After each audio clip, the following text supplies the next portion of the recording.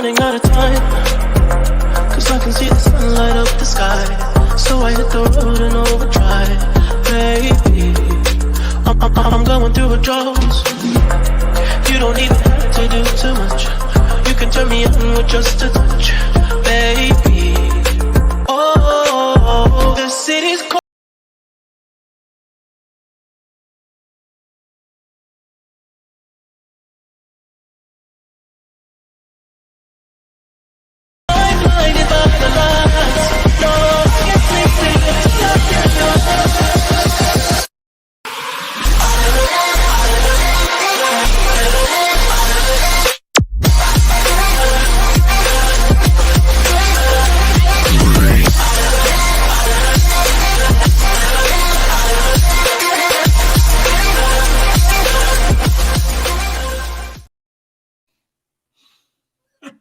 Hello, Daz, you How just is it going? keep knocking them out on the park all the time. What an entrance! I love that. Yeah, no, I like that one myself now, and I've been waiting a while for a result to play that, and they're not coming. So I said, "Fuck it, we need a bit of cheering up. We need something different. So why not unleash it to the world now?"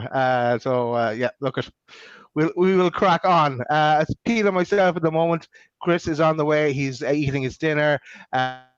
Richie's on the way. He's heading back from the cinema. Martin won't be here. He said work is bananas. Take of that what you will. Right. Let's get into it. Look at.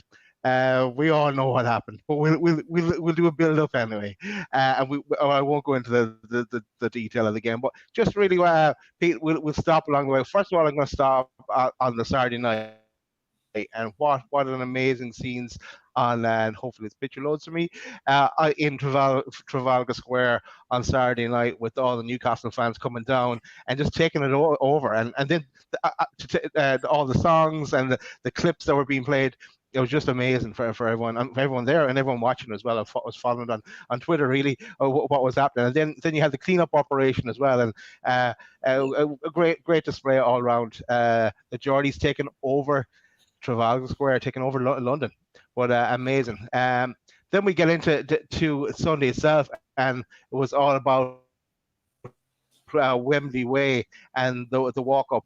And yeah, amazing scenes there as well. Again, the Geordies took over, and from what people are saying, not a Man United jersey to be seen anywhere. Yeah, so we definitely know who won the pre-match and everything else leading up to, let's say, kick-off. And Pete, you were there yourself on Sunday, yourself and Chris. I was. I must be leaning down because me and Chris are the same height. Or it does look like it on there, but no. Honestly, no way. You're not the same height. we are. I'm not having it. We definitely are. I think I'm crouching down. I'm going to say that anyway. But no, look. Honestly, I have to say, like traveling down on the Sunday, the atmosphere. Honestly, when you come out of the station and you just look at Wembley Way, it was just a sea of black and white. It was unbelievable. If I was sober enough, I'd have took a picture, but I wasn't. So therefore, I wasn't able to take a picture. But thankfully, Chris and his lovely wife, Lisa, were able to take a few pictures. So I can at least remember what it was like to be there in and around the atmosphere. It was unbelievable. Everyone was just singing, dancing. There was only small little clutches of Man United fans here and there. And then it would just be completely bombarded with Newcastle fans. And every time you looked at the station, it was just more black and white coming out every single time. It was just mad. And just absolutely, it was unbelievable. Unbelievable. It really, really was a fantastic build-up to a final. And we certainly did our part, the Newcastle fans, 100%. Definitely, Pete. And even I've seen clips from other YouTubers and the likes of Adam P and Matty, and then they took over Box Park as well, and some of the legends coming in on the show. The build up looked absolutely amazing. It was a party within itself, really. All the lead up.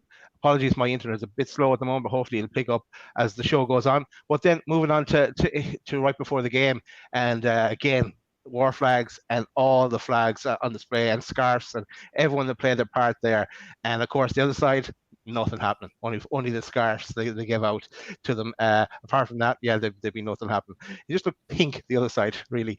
But no, a proper display on the Newcastle side. And of course, then as well, Mando was there and Yasser was there as well, and great to see that too. Then the teams took to the field, but we're going to stop and we look at the lineup there before we get into the game. But Pete, okay, this is the Man United side first. Who they had, don't really care. We saw enough of them on Sunday. Look at our own side. Well, were you surprised? I wasn't surprised. That was actually the team I had picked when we had Jordan on with us. Jordan did make me switch to go with to start with Wilson and then bring on Isak. The logic there about there's no point bringing Wilson on. But was that the team that you would thought we'd start with, Pete? You know what, Daz? I think in the build-up with all the shows that we did in the build-up to the final, I think that's the lineup that we had on the tactics board all the way through. So I know I wasn't surprised by it at all. Fully expected it, and let's face it, there wasn't too many changes. Like you said, you mentioned Willock and Isak. They were the only real two changes that you would have expected if they were to happen. So yeah, wasn't surprised at all, mate. Okay. Cool. Grant. So then we'll get into the debacle of the game itself. Where do I start here? Because I'm not doing a run through. Look, maybe we'll just concentrate on the goals, because we will give an overall rating and or we just give our views, Pete, on the actual game itself. Maybe that's the way to start. Let's go with your views on the game first, as a whole. Yeah, I'm sorry, PDK. We are about to relive the disappointment. But look, we as a channel, you know it full well that we always review the good and the bad of Newcastle United. And look, I have to say, some people may not agree. It was a disappointing performance for me from Newcastle United. As I said just a second ago, and I'm sure you'll all agree, the Newcastle fans, we did our part. Everyone, the thousands upon thousands that went down to Trafalgar Square, as you said, Daz, the sea of black and white around Wembley Way, just everything about it was just amazing. And the Newcastle fans did their part. Those pictures and the scenes of Wembley, I was just honestly just so jealous. I just wish I was in there and just a part of all of that, and just to be in there. For all of you in the chat that were there, and I know there were so many in the chat that were there, amazing. It like amazing that you got to experience that. But then when the game starts, we just didn't do enough. And there's lots of reasons why that was the case. But I just felt we were lacking in quality to do and to make the step to win the trophy. It's okay getting there, but for me, you've got to do or make the next step. You've got to do more than what you're currently producing. And unfortunately for us, we just didn't step up on the day. Lots of possession, lots of control. We started well. We dominated possession. We moved the ball around well. But when you need that little bit of quality, that potentness from the midfield, just from the team, from the likes of Wilson, it just wasn't there. And we were made to pay. Unfortunately, is that if you don't take your chances and you're not being potent enough in the attacking areas, you're going to be made to pay. And look, let's face it. From my perspective, you got arguably Man United's two best players at this moment in time that stepped up and made the difference. Casemiro, I've said it before, I say it again, the best defensive midfielder in world football. There is no one better than him in his position. And he's proven it over the last 7 or 8 years. He is unbelievable. And he proved it again where he can turn up in big moments and produce that. I think he's won 9 in 9 finals that he's been in recent years. 9 in 9 finals. 9 finals, 9 wins. It's a serial winner. It is, exactly. It's a serial winner. You're absolutely spot on, Daz, and a winner's mentality. And then we get very unlucky, The one thing I'm going to say, Daz, and I know we're not doing like the ratings and all that sort of stuff tonight, but the one thing Right, To okay. do ratings, yeah. I do not blame any one single Newcastle United player. This is not a show to point fingers at Newcastle players to say, oh, he was rubbish or he was rubbish. I'm not even going to say that. I don't even think one individual player had a really horrible game. I don't. I just think we just didn't step up. And that's for me is where we need to grow and develop as a club and as a team of players. You know, incredibly lucky Sven Botman. I thought Sven Botman had a decent game.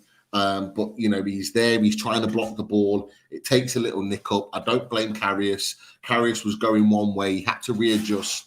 It goes over his head. It happens. It happens to the best of the goalkeepers.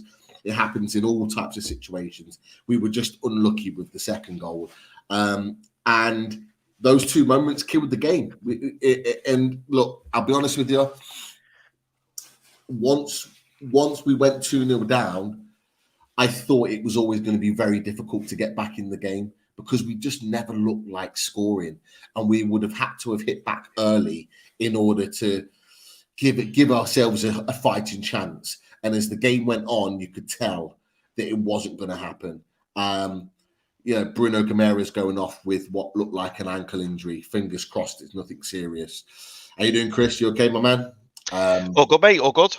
And so Bruno Guimaraes goes off with an ankle injury and then Alistair Maximin goes off, and it looked like it was very much like it was damage limitation by that point.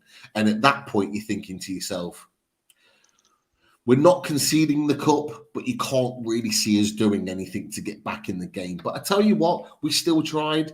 We still pressed. Even the likes of Murphy was still pushing forward, but it just wasn't to be. And it was disappointing. We didn't see more. But what I will say on finishing, because I know you yourself, Daz and Chris, you'll have your own opinions on this. What I will say is that it just shows that we have still got lots of learning to do. It was a very naive performance on Sunday, and we've got a lot of learning, a lot of growing, a lot of development, but also a lot of business to be done. And I'll leave it as that. No, thanks, Pete. Welcome, Chris, as well. And I'll give my views now, and we're not going to do a run through, Chris. We're just going to kind of give our views. Pretty similar to you, Pete. Everything in the lead up, getting to the final, excellent. How we got there, the lead up to with Trafalgar Square, Wembley Way, the fans, war flags, everything on the fan side, the build up, excellent. All the prep work as well, I'm sure Eddie and the team put into it, but on the day, nothing seemed to go right for them. And yeah, they're just a different level, really. Man United are at a different level to us, and it just shows you that we've come so far this season. Like we're a million miles away from where we were down the bottom of the league, fighting for relegation to stay in the Premier League. But we've so much more growing to do, and it highlights, and it's pretty good that Yasser was there as well. It highlights that we, as you said, Pete, we need massive business in the summer, and it's going to take at least 2 windows before we even trying to make par with some of the teams that are there. Like we started so well for the season, but we haven't been able to continue it so far. It looks like it's going to falter, but things can change again, and that's what we're living in hope for. But for me, yeah, there's a lot of average performances on the day. Just the way it worked out, and we will go through the ratings later. But and it kind of pinpoints to me there's like in a lot of the players now. There's about 4 players I would say are definites in our team next year. After that, there's a lot of squad players. But we need massive business in the summer to try and it's not going to be done in the next window. It's going to take about 2 years of building to make us have so we'll have a decent squad.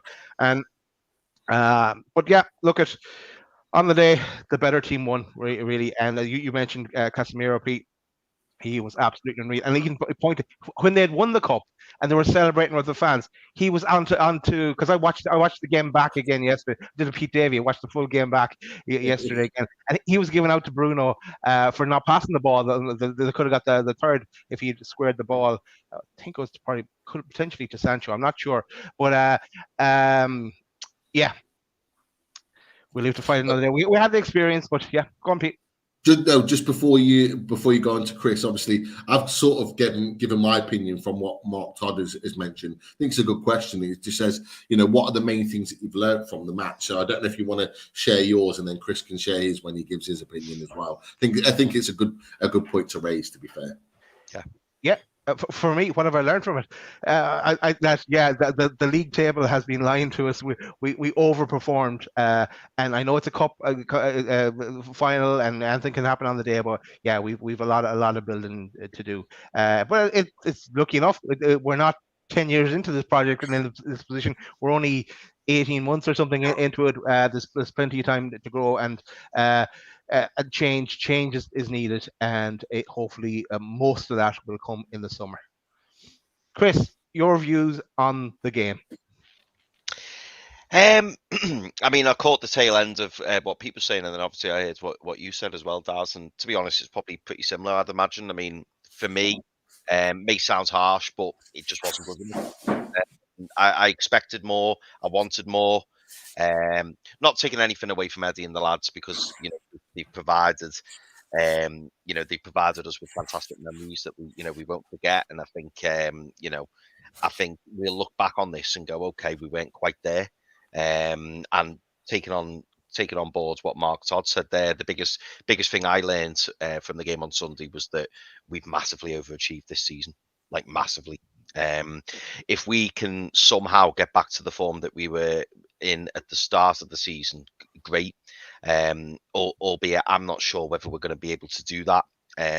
Let's see if Eddie and the lads can do that. Hopefully they can. I just do you know what I think it is as well? I don't think our fans helped, and I mean that in a very positive way, by the way, because we've got the best fans ever. We're just brilliant. Absolutely brilliant, and the support that the lads received, and maybe my expectations were a little bit high, but I just wanted more. I wanted to see more. I wanted more effort. I wanted more creativity. I wanted more chances. I just wanted more. And that's not to say the lads didn't put the effort in, because I know they probably ran themselves into the ground. I just think the occasion got the better of them, and I think Man United really proved, why they're all set to get top four now. I think under Erik ten Hag, they've really improved. There was some big performances from Man United players on Sunday, particularly Daz, as you mentioned. Casemiro was brilliant. I thought Bruno Fernandes played well. I thought Martinez looked superb. There was good performances all over the pitch, and unfortunately for us, I struggled to pinpoint who had a good game for us. Sadly, I think a lot of us all played at a similar level. Yeah. And it's a shame. But I do look. I know that I look back and think, what, it was the start of something. And had we have won it, obviously we would have all been delighted. But maybe it would have been too soon. I don't know. But yeah, I really gutted. But had a fantastic weekend. Great to see Pete, and great to see many other fans as well. It was brilliant. It was absolutely brilliant. Yeah, I've seen that before when I was making a coffee. Yeah, it was absolutely great. Fantastic atmosphere, and memories that I'll always treasure. I came away from the game and I just thought, I wish we'd given it more of a go. That was just how I felt. I just, if we'd gone down fighting and we'd had a couple of chances, or we were a bit unlucky or whatever, but Man United deserved it. And that was as simple as. On the day, they were far better than us, and I was hoping that wasn't going to be the case, but it is what it is. But we move on. And exactly. We look forward to brighter things. 2 questions for you, Chris. One, what did you mean by the fans didn't help? I meant the fans didn't help because we're just absolutely brilliant. Like, when we got there, Daz, it was just, honest to God, I can't, and Pete's probably already touched on it. Like, Newcastle just took over London. everywhere you looked, it was Yeah. black, white, black and white, black and white everywhere. And the reason I say the fans didn't help is because like was such a great fan base, so that automatically raises the levels. So I'm Oh, okay, expecting, okay. I'm expecting Yeah. huge things from the team. Maybe I was pressure. expecting too much from Yeah. the team. Yeah, maybe the pressure was too much. I don't know. Um, Not having it. I was leaning over. I was bending down. I was crouching my knees, like with the same height. Like I'm not having it. I'm not having it, David. I'm not having it. you have to find out in April. He was come and see us in Yeah. April when we're in Newcastle. You'll hear that. find You'll out see for the yourself. truth for yourself in April. Yeah. I'll bring me best stilettos. Just call me Stretch Armstrong. Yeah. And there's the second more important question, Chris. Did Lisa enjoy her birthday? She did. Yeah, she did. She did. Obviously spending a bit of time with Pete. That rose the birthday. She was happy with that.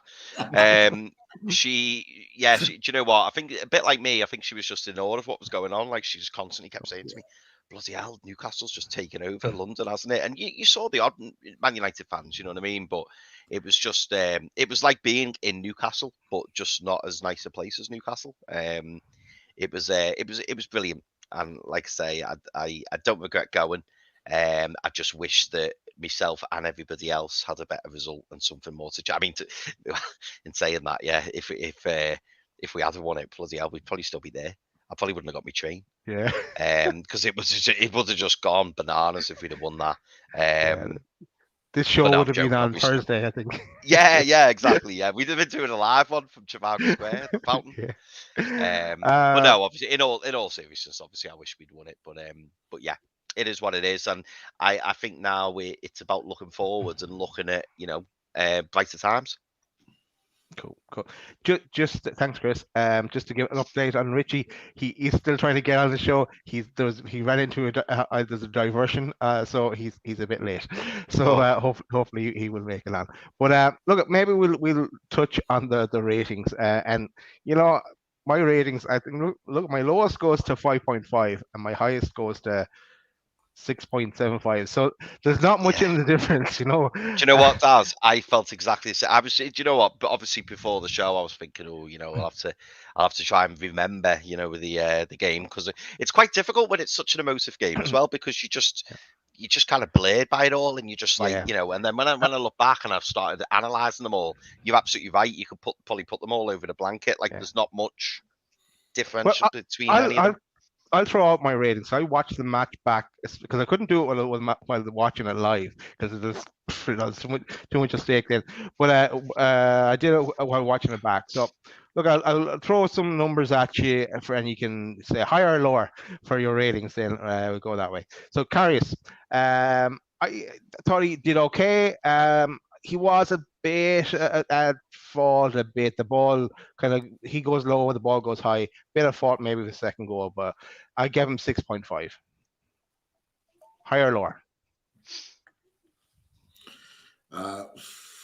Say. I'll be honest. I might be a little bit boring here, but my ratings for every player are not going to deviate very much. If I'm honest with you, they're really not. Like I would go with Daz on that 6.5. Yeah, I don't actually put him at fault for that goal. I thought he was unlucky. I thought he made some very, very good saves. There was the Weghorst one, and then there's one low down for Rashford in the second half. Yeah. Really big, strong save. I think that game has done him the world of good. I don't think he'll stay at Newcastle. I think a team will pick him up, but I think that could potentially have saved his career. Fair play to him. Fair play. Do you know what? It was interesting you saying that, Pete, because I know when we were watching the match live, we were saying, weren't we? He's gone down too low. He's gone down, and I've watched it back a few times, and I think maybe I was a bit harsh. And to hear you say that as well is kind of it's comforting because Chris, we were hammered. We were hammered. We were hammered. Oh, mate, yeah, yeah, it was funny because when it first happened, and then obviously I saw the replay, I was watching it going, why has he gone down so low? And then obviously we saw the deflection, and it was like, well, he still should have stood up a bit more. But I think it It's would have been harsh, yeah. incredibly harsh. Yeah, it would have been incredibly harsh. Do you know what? I'm actually going to give Karius a 7 because I think he was probably one of our better performing players. I thought he'd come out of that with a bit of credit. So I'll go slightly higher and say 7. Only Okay, because a lot let's of move people on. are getting 6. Let's go to Trippier. I give I give Trippier a 6.25. Did the usual Trippier things, but still we haven't got a cross in and someone to stick their head in it, or it hasn't worked out. But yeah, give him 6.25. Higher or lower? I'm not going to go. I'm not going to do the 0.25s. I'll give Trippier a 6. I was maybe expecting a little bit more from him. It wasn't his best game, but again, I'm not blaming him for anything in particular. I just don't think he had his best game. That's it. Just it. I'll give him a 6. Well, I'm going to give him a 6 as well, but I will blame him for something. And I said it at the time, and I've watched it back, and I still maintain it. I was disappointed with the second goal because initially it was Trippier on Rashford, and then Rashford gets away from him, and then Rashford gets into the box. Don't get me wrong, like, you know, he can't be blamed for when he's in the box kind of thing, but I just thought if he'd have tracked him, maybe that wouldn't have happened. So I was disappointed with that. But overall, you know, it was a kind of game. I wasn't like, you know, he didn't play particularly well, but at the same time, he didn't have a shocker. I just thought he could have done more for that second. Fair enough. Move on. Let's go to Botman. For me, I didn't think Botman has the greatest games either, but one of his worst performances I've seen, I think. Well, I'm giving him 6. Yeah, same. Give him a 6. I don't think he was great. It wasn't his best performance by any means, but I don't think he was responsible particularly for anything. Thought he was unlucky with the second goal. You want your defenders to put their body in front of the ball to try and block the ball. That's what they're there for. It just deflected up and over Karius. It's one of those things. It happens when you're a defender like that. Yeah. But other than that, I can't really remember too many times in the game where he was kind of at fault for anything, if I'm honest. There was one time it's just come back to me there now. Now it's well into the game. It's coming towards the end, but he forgets that there's a player behind him, and he just kind of loses himself for a second. It was just it wasn't his best. There was so many players that weren't that didn't have their best game, but he was definitely one that didn't have his best game either. But Chris Botman. Yeah, do you know what, Daz? That little statement you've just made there, I think it's fair. And I think that spreads across the team. I think there's a lot of players who didn't necessarily have a bad game, but they didn't have a good game. And you could in part blame other people for that. It was like a collectively, you know, substandard performance. Again, trying to remember anything, you know, you can't obviously blame him for the deflection. Yeah, probably 6. Yeah, he didn't look. Like I say, he didn't have a bad game, but he didn't look his usual commanding self. But you know, do you blame Byrne for that? Do you blame Shaw for that? Do you blame Longstaff for that? You could go on, couldn't you? So yeah, I'd just say 6. Bobby knows. I'm like that was nice of you, Pete, to crouch down just to make Chris look tall. Bobby knows. If you giant over me, Chris, in April, I'm not standing next to you anymore. I'm not standing next to you. I'm just saying. Just saying. Pete, just stand next to Richie. That's all I say. Yeah. Hey, Richie. That's surprisingly tall. That's surprisingly tall. No, you're slightly taller than me. Yeah, but I didn't think you were that tall. I don't know whether it was Jimmy and the Smurf. Jimmy's brainwashed it. Yeah. Right. Let's move on. Me and Daz are the same height, I think. No.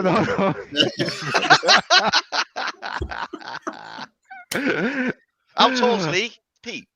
What's that? How tall's Lee? I'm taller than Lee. Jesus. Yeah, really? I'm taller than Lee.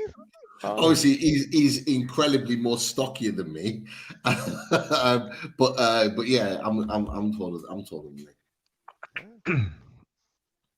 Pete and Chris are Well, like Bird and okay. Fraser. You wait when me and Liam together. When me and Liam together next, Liam will probably tower above me, and I'll be like, "What the hell is going on?" Yeah, My I'm just shrinking. Brandy will do that to you, Pete. I better Right. quit then.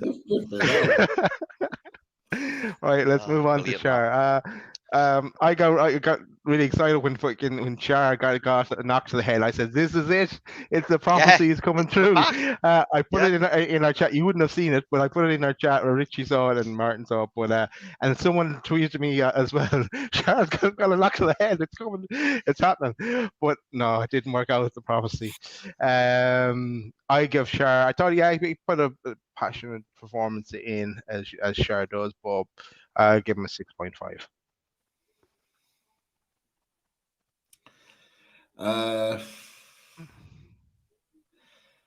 Yeah, I'd give him a 6.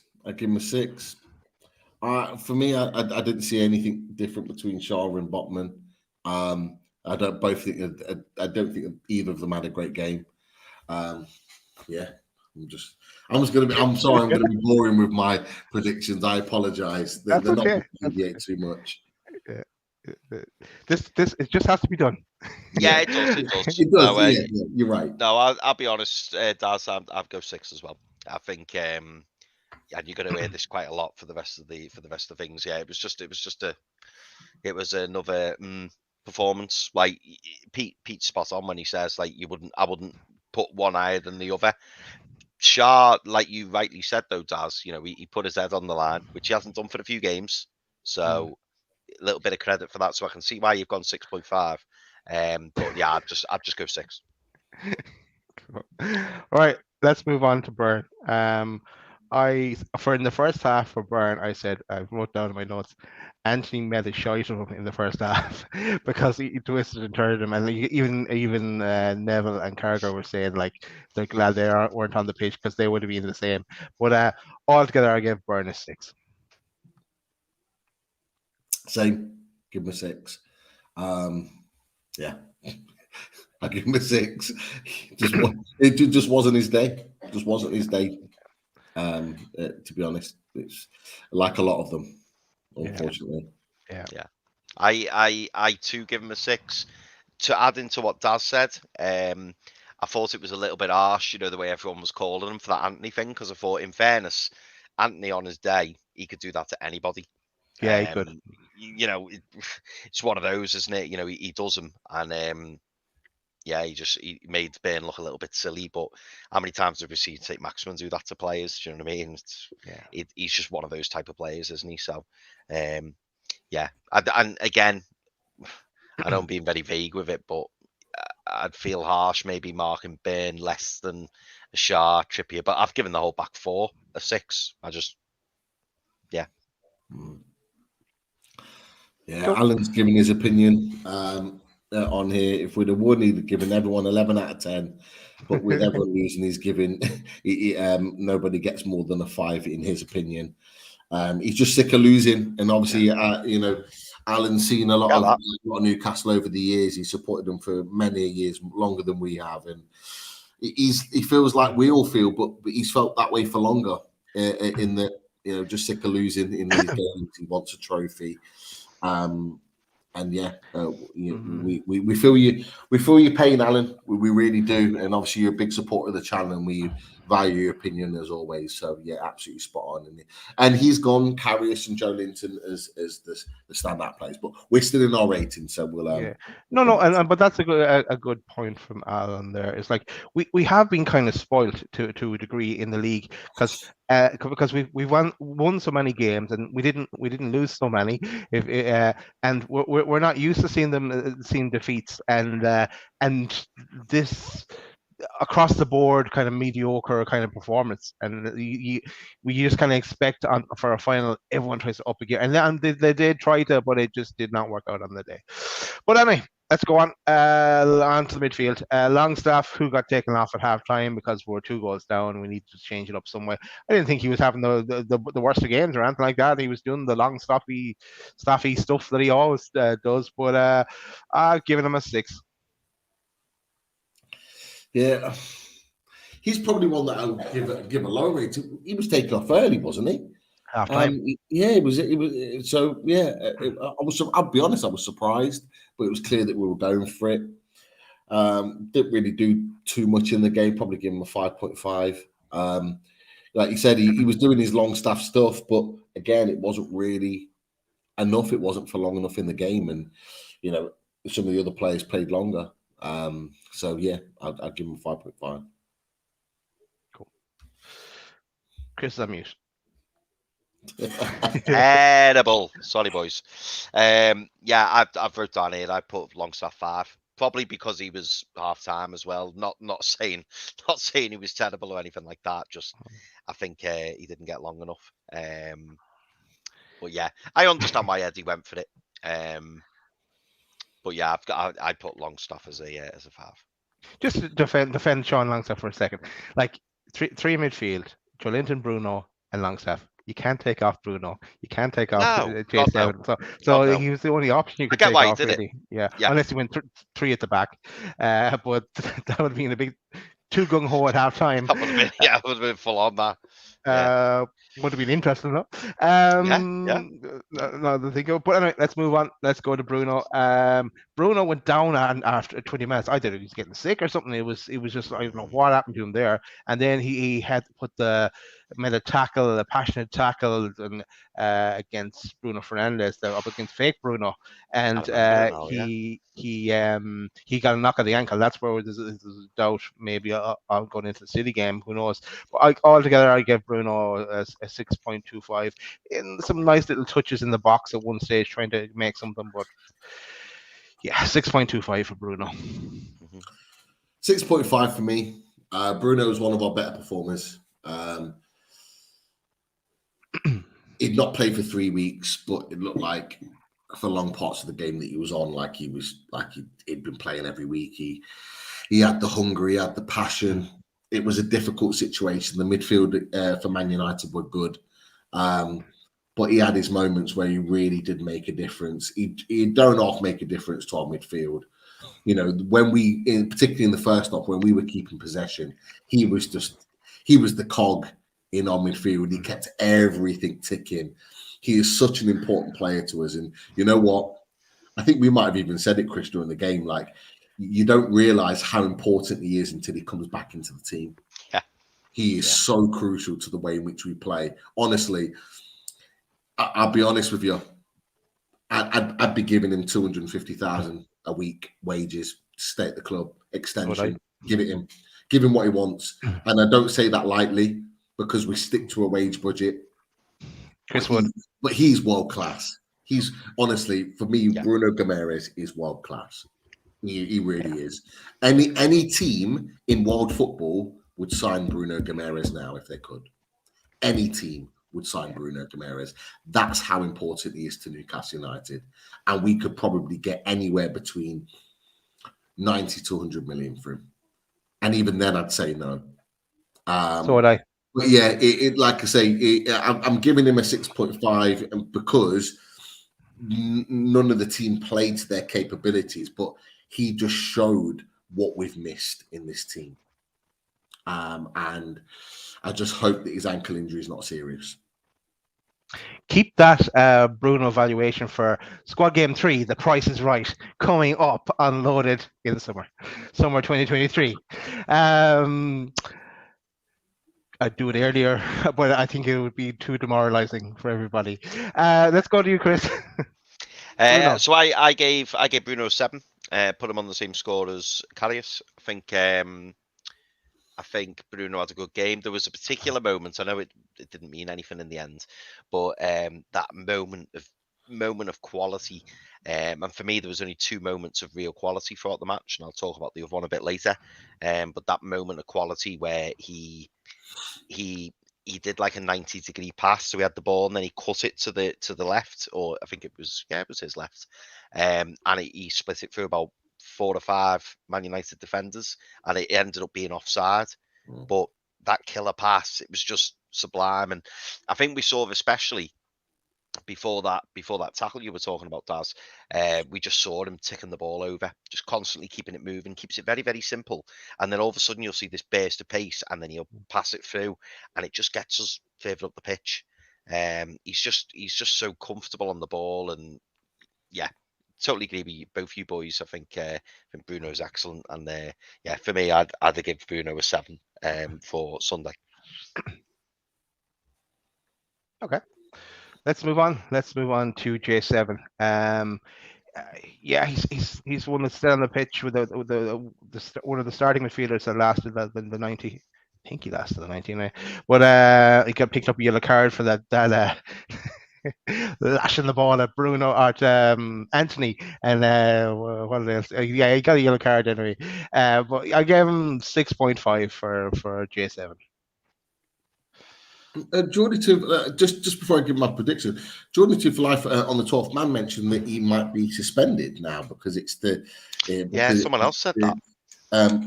Nobody's mentioned that at all. Nobody's mentioned any mention of it. I was of the opinion it would stay purely for the Carabao Cup or for the cup games, because that would be a big talking point because he'd missed 2 games. 2 games. Yeah, because he's 10. If he gets the 10 yellow cards, he's on 9 at the moment. That'd be Man City and Wolves then. It would be Man City and Wolves. But nobody's talked about it. Nobody's mentioned it. So therefore, I don't believe that was the case. But yeah, okay, no cup yellows don't count. Yeah, there you go. Questions answered, which is great news. But it just mentioned. I was just like, okay, wasn't quite sure. With regards to that, but Joe Linton, 6.5. He was up for the battle and he put himself about really, really well. But again, just lacks that additional little bit of quality that the likes of Casemiro and Fake Bruno had on the day, that made the difference in that midfield. And look. This is where Joe Linton, 25, 26, this is where he's going to have to learn. There's big arguments, and strong rumours that he's going to be in the Brazilian squad. That can only be a good thing for us going into the international break because he'll be mixing with the likes of Casemiro, with the likes of Fred. And Fred's been in great form for Man United recently. Mixing with those type of players and seeing how they play, how they manipulate the ball, it can only be a good thing for Joe Linton. And I just think Joe Linton will become a better player for it. He will grow with the club. Got no worries about him whatsoever. He's important to what we do. It just wasn't his day again, like the rest of the team. So yeah, 6.5 for me. Christopher? I was umming and ahhing over this one, but do you know what? I'm gonna give I'm gonna give Joe Linton a 7 and my man of the match. I just thought he was everywhere. I've got so much time for Joe Linton because he does a lot of work that goes unnoticed, and I just think with Joe Linton, he's still finding his place, and he's still finding his feet in this role that he's playing for Newcastle now. But what he's done, in such a short period of time, has just been brilliant. And I just think out of all the players that I saw on the pitch on Sunday, Joe Linton was the one who I thought he gave the most honest performance. And maybe I shouldn't use the word honest, but he gave us all on Sunday, I thought. Pete mentioned the fact, going forward he could do better. Absolutely he could. But that's not what we've got him in the team for. I think Joe Linton did everything he needed to do on Sunday.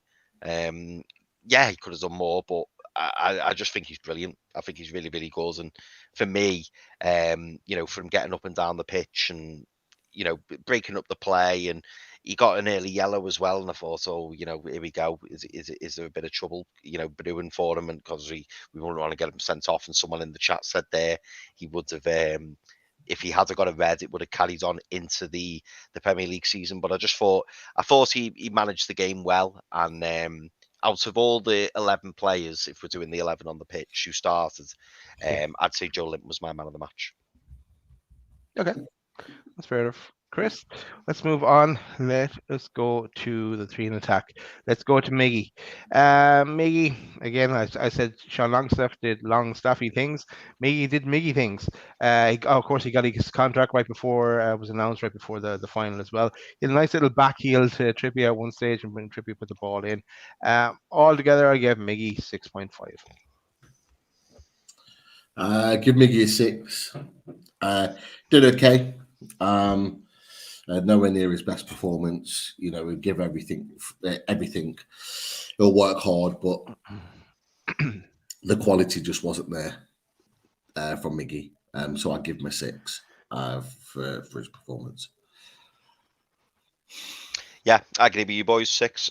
Try not to sound too negative now. I'm getting a bit fed up of this cutting in on his left foot now. I think it's far too predictable. Love Miggy's work rate, love Miggy's endeavour. Doesn't stop running. Never knock him for that. But I think we're going to come a point where we start going, we need a little bit of quality in that final third. You look at the season he's had so far, brilliant. But the last 3, 4, 5 games, I think he either needs to rest, or I think we need to shake it up a little bit. I'd love Eddie Howe, and I don't think he'll do it, but I would love, Pete mentioned this earlier on in the season, I'd love to see St. Maximin on the right and put Miggy on the left. Just try it. Just so we can get these balls in the box, because we're not getting any crosses in the box if Miggy's the one on the byline. They're just not coming in the box. And I do think we miss out on that, especially with the likes of Callum Wilson, who's probably, well, we'll come to him a bit later on, but, in terms of service provided, if he had wingers who were whipping those balls in, could it be different? I don't know. But yeah, I'd say Miggy 6. You could, but just taking that point, if you had wingers putting the ball in, you could probably make the same case for Chris Wood back in the day as well. Yeah, of course you could. He was one that was dying to use his head, but he didn't get too much chance to use it. But I'm not defending Chris Wood. Right. Let's move on. Just to add to Miggy, I'll throw it in there. Bobby's put time to bench Miggy and use him as an impact sub. Have Gordon on the right. Is that harsh? Obviously, he's our top goal scorer this season, scored 10 goals. Or, in your opinions, boys, do you think Miggy maybe needs a rest, or, like Chris said, change of position? You've already both mentioned that could be the way forward. But do you think benching him is the right way to go? I can see an argument for it. Sorry, Daz, go on, mate. I have no problem with benching anyone, but I think Gordon definitely start against City because he's going to be fresh. And I think going forward, he's done enough already in the games, the cameos he's come on to warrant a starting spot for me. It's time to start him, and whoever drops out because of that, and why not go Miggy? I'd like to see us mix it up a bit, to try something different now, for sure. Sorry, Chris. No, mate, no. Yeah, I maybe a bit harsh to drop him, but equally, it needs freshening up. That front three needs freshening up. Whether it's the wings, whether it's the centre forward, whether it's the formation, I don't know. And that, I suppose, that's what Eddie Howe gets paid the money to do, to make those tough decisions. But it's something's not clicking. And Miggy this season, his goals have been absolutely outstanding. Like, he's been pinging them in from everywhere. But if you don't get those goals, you start to question. What else he's providing. Because unfortunately, as much as I love the work rate and the effort and stuff like that, which I'd never knock him for, I think it's those key moments where you haven't got time to constantly check back. If you were an opposing manager, you'd be saying to your left back, right, just do yourself a favour. Show him on his right foot. Do not show him on his left foot. Just keep pushing him. So he's got to go on his right foot, and then he's going to either play it back to Trippier, which is the usual move, or he'll end up going onto his left foot and you'll get the ball off him, because that's all that'll happen. Unfortunately, he's become far too predictable. Whether that means he'd be better in a number 10, I don't know. People have been saying, I know that when he was at Atlanta, he played predominantly as a number 10. He wasn't a winger. Maybe it's time. Yeah, Michael Parsons has just said it, number 10. So that, there's a little bit, he's not. If he's out on the right, he has to cut in to get it on his left. He's got no choice, and he can't. I mean, I think we saw, was it against Liverpool or Bournemouth? And he attempted to cross the ball with his right, and it was like, I think our summer would have done better with it. It was unreal. It was like a little pivola. So whether they've got to work on his right foot, I don't know. Whether they've got to move him to the left, whether they put him in the number 10, whether they bench him, I don't know.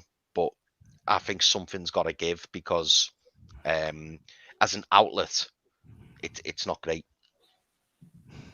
Well, if Summer does line up for Newcastle, we already have a team tune for us, so we're sorted there.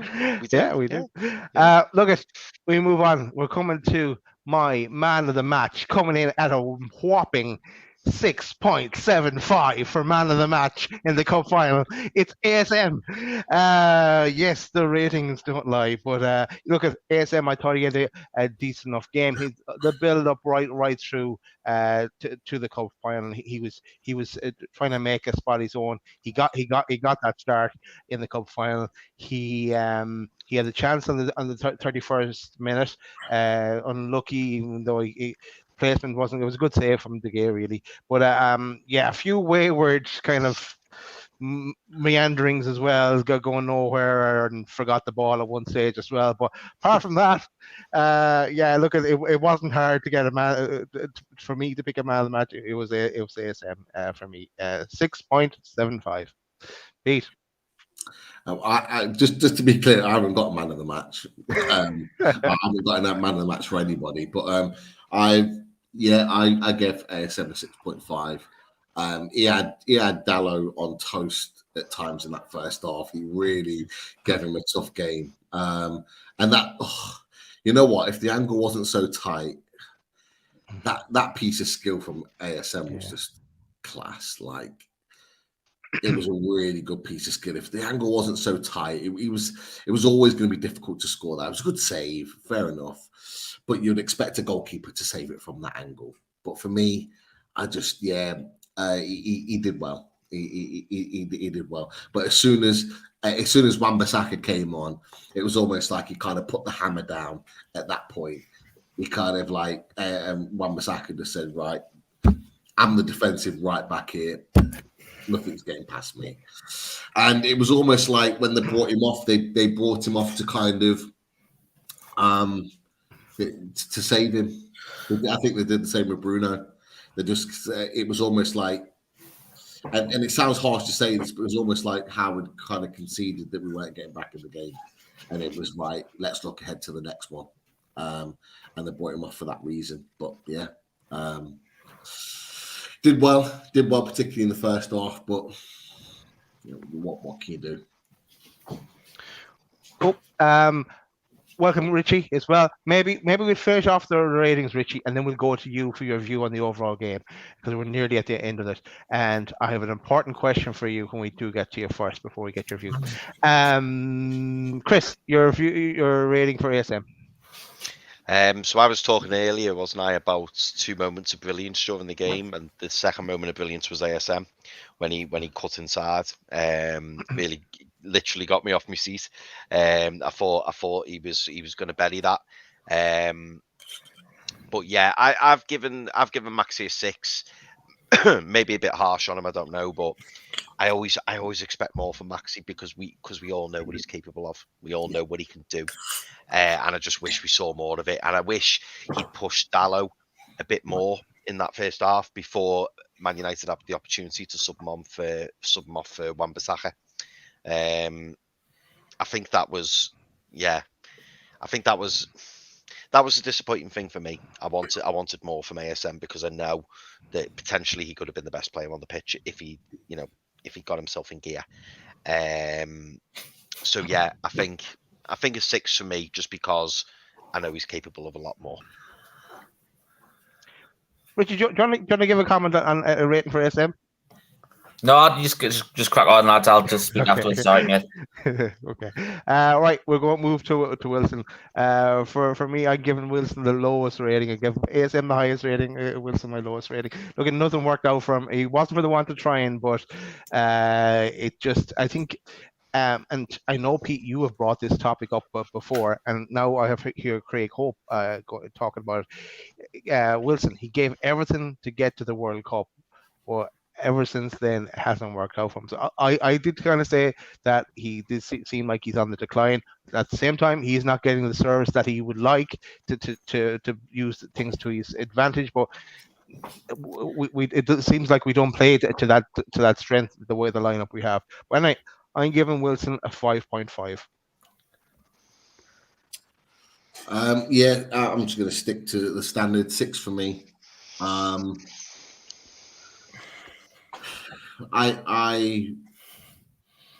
find it very, very difficult now, or I say how I think we'll find it very difficult now to start him moving forward. I think he's going to find it very difficult to start him because I think Newcastle fans are starting to see that he's not playing well. It's almost like the World Cup has took it out of him. It was like, I mentioned that he was almost like he was playing to get into the World Cup. He gave everything to get into that squad. Yeah. He went to the World Cup, and it's almost like the declines happened off the back of that.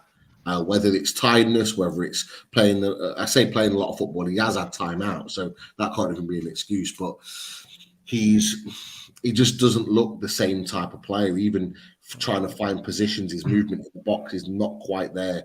And for me, and I said it to you boys in the summer when we signed Isak, Isak will be the starting striker going forward as of next season. But what we need right now is Isak to get regular football. We need to build him ready for next year. He needs to get used to the players, the way we play, the style, what Eddie Howe wants. And the only way he's going to get that is by playing regular football. For me, I would be taking Isak in the next 4 or 5 games as our starting striker, and I'd be making sure that he plays regular football, gets goals behind him, gets his confidence up, gets the way that which we play. That, for me, is my opinion. But on the isolation of the game, Wilson, I'd give him a 6. He isn't getting the service, but for me at the moment, he's not making the run, and that for me is a bigger problem. I agree with everything you said there, Pete. Chris? I give Wilson a 5. I don't know what it is. He just doesn't look the same player. A bit worrying, really, because especially with us letting Chris Wood go, we literally have Wilson and Isak. That's all we've got. And for the remaining games in the Premier League season, it is a concern, because Pete's right when he says he's not getting the chances, put on a plate for him. But equally, he's not looking dangerous. He's not playing on the shoulder of the last man. He's not making the runs and screaming for the ball, asking where it is. You just don't see that. You don't see anything. And this is the more worrying thing. I've noticed some fans or some places, that I've read things, have like said that he looks disinterested or he's not bothered. I wouldn't say that, and I'm sure that's not the case. But there's something not right, and there's something where, I don't know what it is, but he just doesn't look himself. He doesn't look the striker that started the season. He looks since the World Cup, which you boys have said, he looks like he's drained. He looks tired. He looks lethargic. And yeah, it's a bit of a worry. So yeah, I gave Wilson a 5 purely because, again, I expected and I wanted more. No, that's fair enough. Look, we could go Isak, but look, I think we'll probably leave the ratings where they are. Richie, I want to go before I get your overall views, and then feel free to comment on any ratings you want as well. But what a question I have for you is, knowing your high standards, Richie, and the dizzy heights of Wembley. Where do you fit in this picture in terms of height? Well, I did see David Cook's comment that Pete did as well. So I'll let everyone know a little secret, right? Me and Pete are probably a similar height. Would you agree, Pete? No.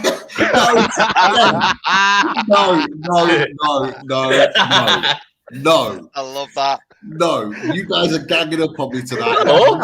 No, just you've got to let me finish my sentence, Pete. I'm on your side here, Pete. We've got to stick together, the short asses. You know what I mean? What people don't realise with that picture is that Chris is actually wearing his missus' high heels. That's the problem, and that's why he's nearly a foot taller than Pete. It's mainly because he's got his missus' high heels on. That, Richie, I can agree with. Let me finish. All will be revealed in April. So yes, no, it's a hard, boys. No, it's a hard. Yeah. Right. So Richie, we'll start with you with the question we put to everybody. Your overall view on the game. I don't know. I've been quite quiet on social media since Sunday. I was like really up for like everybody else was. I don't know. I think what's the hardest thing for me to take is that we had so much domination and possession, but we against Man United and stuff like that. But it was we were the ones that suffered by getting counter-attacked. Do you know what I mean? We were the ones that they had 30% possession and they had like so many shots on target and we just had nothing going forward as all. And I obviously listen to what you've just been saying about, like, especially the front three.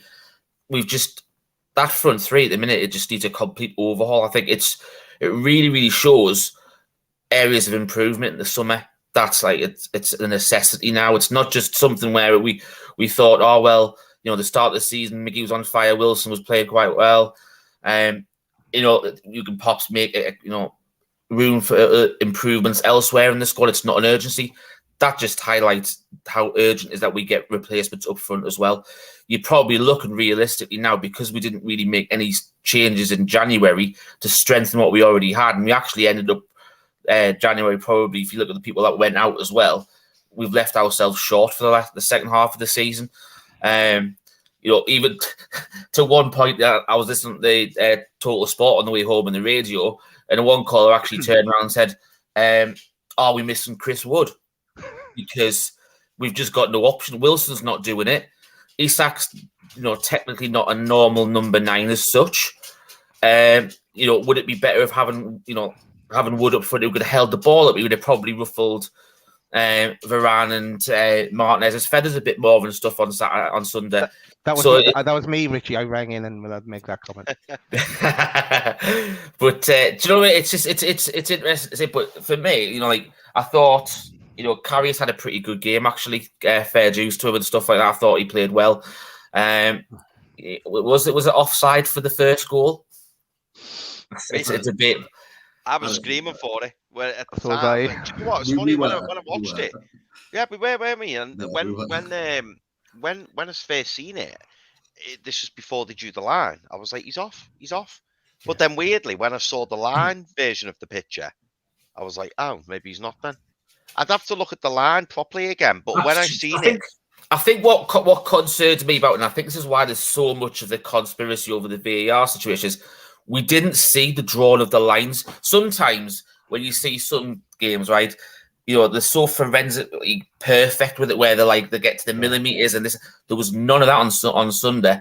It was literally the scale out the pitch, so you saw the full, the angle of the width of the pitch, and then they close it in a little bit, but you never saw what bits they were actually focusing on, because if you look in some angles of the picture, Casemiro's shoulder pit armpit looks further forward than his toes. And then other people are saying, well, look, they've done the line off Wilson's foot. But then other people are saying, well, he's actually his knees further forward than his foot. And so nobody seems to know. But even the picture where it's the one that they took the still of, they've measured off as though Wilson's foot's off the floor. So you start to think, well, how have you got that exactly perfect as well? And I think that the VAR needs to improve drastically, because you can't have, as I said, perfection, in something where you've got to get down to millimeter and you crush it to every single minute detail, and then this is exactly the same situation we had when we were at Anfield for the Isak one. It was pretty much brushed over. You didn't. I remember, if you go back to the Anfield when Isak scored, you didn't see any of the drawn lines on the pitch or anything. You saw the freeze frame about 3 minutes after the event happened. So this is where people start to get on about, is there a conspiracy against Newcastle sometimes with regards to the offside? You've got to do it, uniform throughout the whole of any competition that you do, whether it be the Premier League, FA Cup, Carabao Cup, whichever it is. It's got to be implemented the same way each time. You've got to zoom right in, and you've got to have it all at spot on, because that's why there's so many people still talking about it 48 hours after. Because look what they do with the goal line technology. It's offside technology. Someone's wrote the goal line technology. When you see the ball go over the line, they zoom up to bird's eye view, point down, and they go, "Yeah, see, look, it's just over, or it's just, it wasn't a goal." And you go, "Oh yeah, fair enough." And you think, well, why can't they do that with the players and just go bird's eye, look down, and go, "Oh yeah, he's just off," or "Oh no, he's not." But Chris, they've got the new computerized version that they used at the World Cup, which is basically the same as what we do for the goal line technology. So what you've said is, for the goal line technology, they go bird's eye view, they look down, and then they computerize it to see if it's over the line.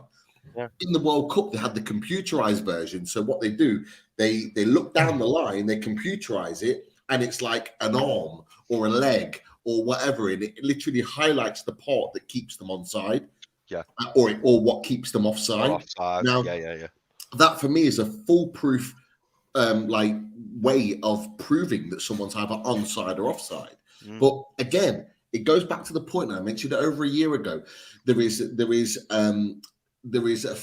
me, I think there is a feeling within the Premier League and European football in general to not want to bring this in straight away. And the reason being is because what that does, it completely squashes any type of entertainment that this brings. So what we're doing now is having a conversation about whether this is offside. This is exactly what they want. They want it on Sky Sports, they want it on BT, that we're discussing all this, and it provides extra news, entertainment, it provides talking points. What we do is actually we bring something in that's foolproof, that shows you whether it's onside or offside. But what it does, it completely squashes any talking point whatsoever. And all the people on Sky and all the people on BT that talk about this and create articles and create talking points off the back of it, that's no longer valid, because it's either onside or offside.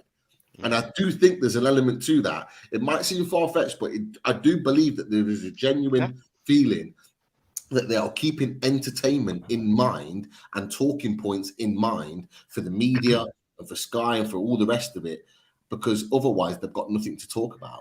Like for me, the Isak one at Anfield that Richie mentioned, that for me is onside.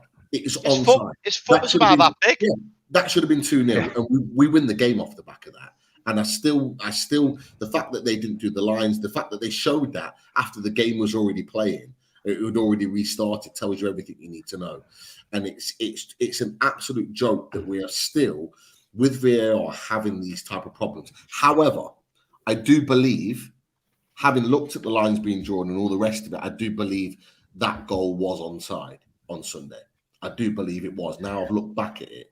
I think the other interesting thing, though, Pete, is if it was the other way around and it was that free kick was an attacking free kick for Newcastle, would we have seen it if seen the lines drawn the way it would, or would it have been implemented how VAR is meant to be implemented? Would you have seen the red line and the green line and stuff, because you didn't even really see the green line. The red line, you saw the green line. That was it on side.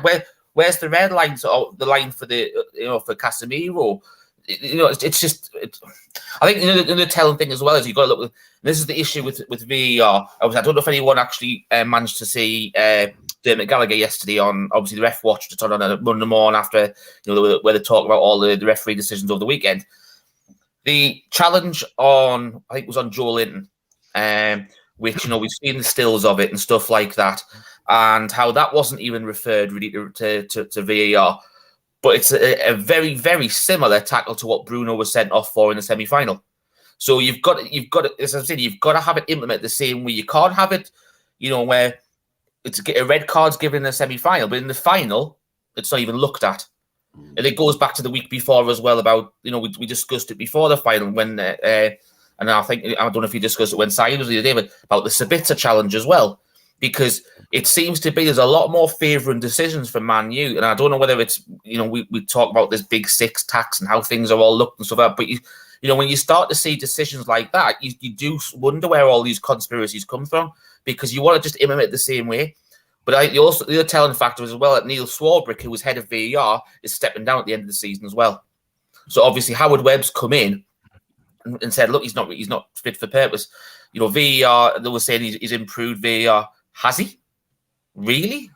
For me, he hasn't. But I agree with what Pete said. The World Cup one was perfect, where obviously you had the computer one. Obviously we're meant to be the Premier League is meant to be the best league in the whole world. You should be implementing the same technology at the World Cup where they had the chips in the ball, so they knew that as soon as that ball was kicked, they can take a snapshot straight away where it is. It's not. There's no guesswork. Then it's done straight away. But even that, I think was with Chris. You mentioned about the camera directly above and stuff like that. We've seen recently how that those spider cams on the strings and stuff like that. Right, yeah. If you've got a dubious decision for something like an offside or a free kick or whatever, why don't you just use that camera that's directly above you? And you could use, like, as you said, Chris, about like the goal line technology. You've got a straight vertical shot above, where the action's going to be, rather than doing guess lines at a 45-degree angle of who's where and this, that, and the other. It would be, implemented so much easier. But that's just my point of view on the VAR and stuff. But the one thing I'll add to that is that you're absolutely right. With that bird's eye view camera, with that line camera, like the Liverpool game that we had at St. James's, that was the first game that we've had it implemented at the club. That camera angle was never been implemented up until that game, because Sky actually announced it at the beginning of the show. They said for the first time ever at St. James's Park, we've got the bird's eye camera. So if that's the first time that we've had it, you can imagine that there's many other clubs in the Premier League that haven't had it either. And so that then lies the problem, is that it's not equally given across the board. So this is why we have the discrepancies, is because not everyone is having the same opportunity, is not having the same exposure to the likes of VAR in the way in which we want it to be implemented. And this is why you get some of the decisions that you get.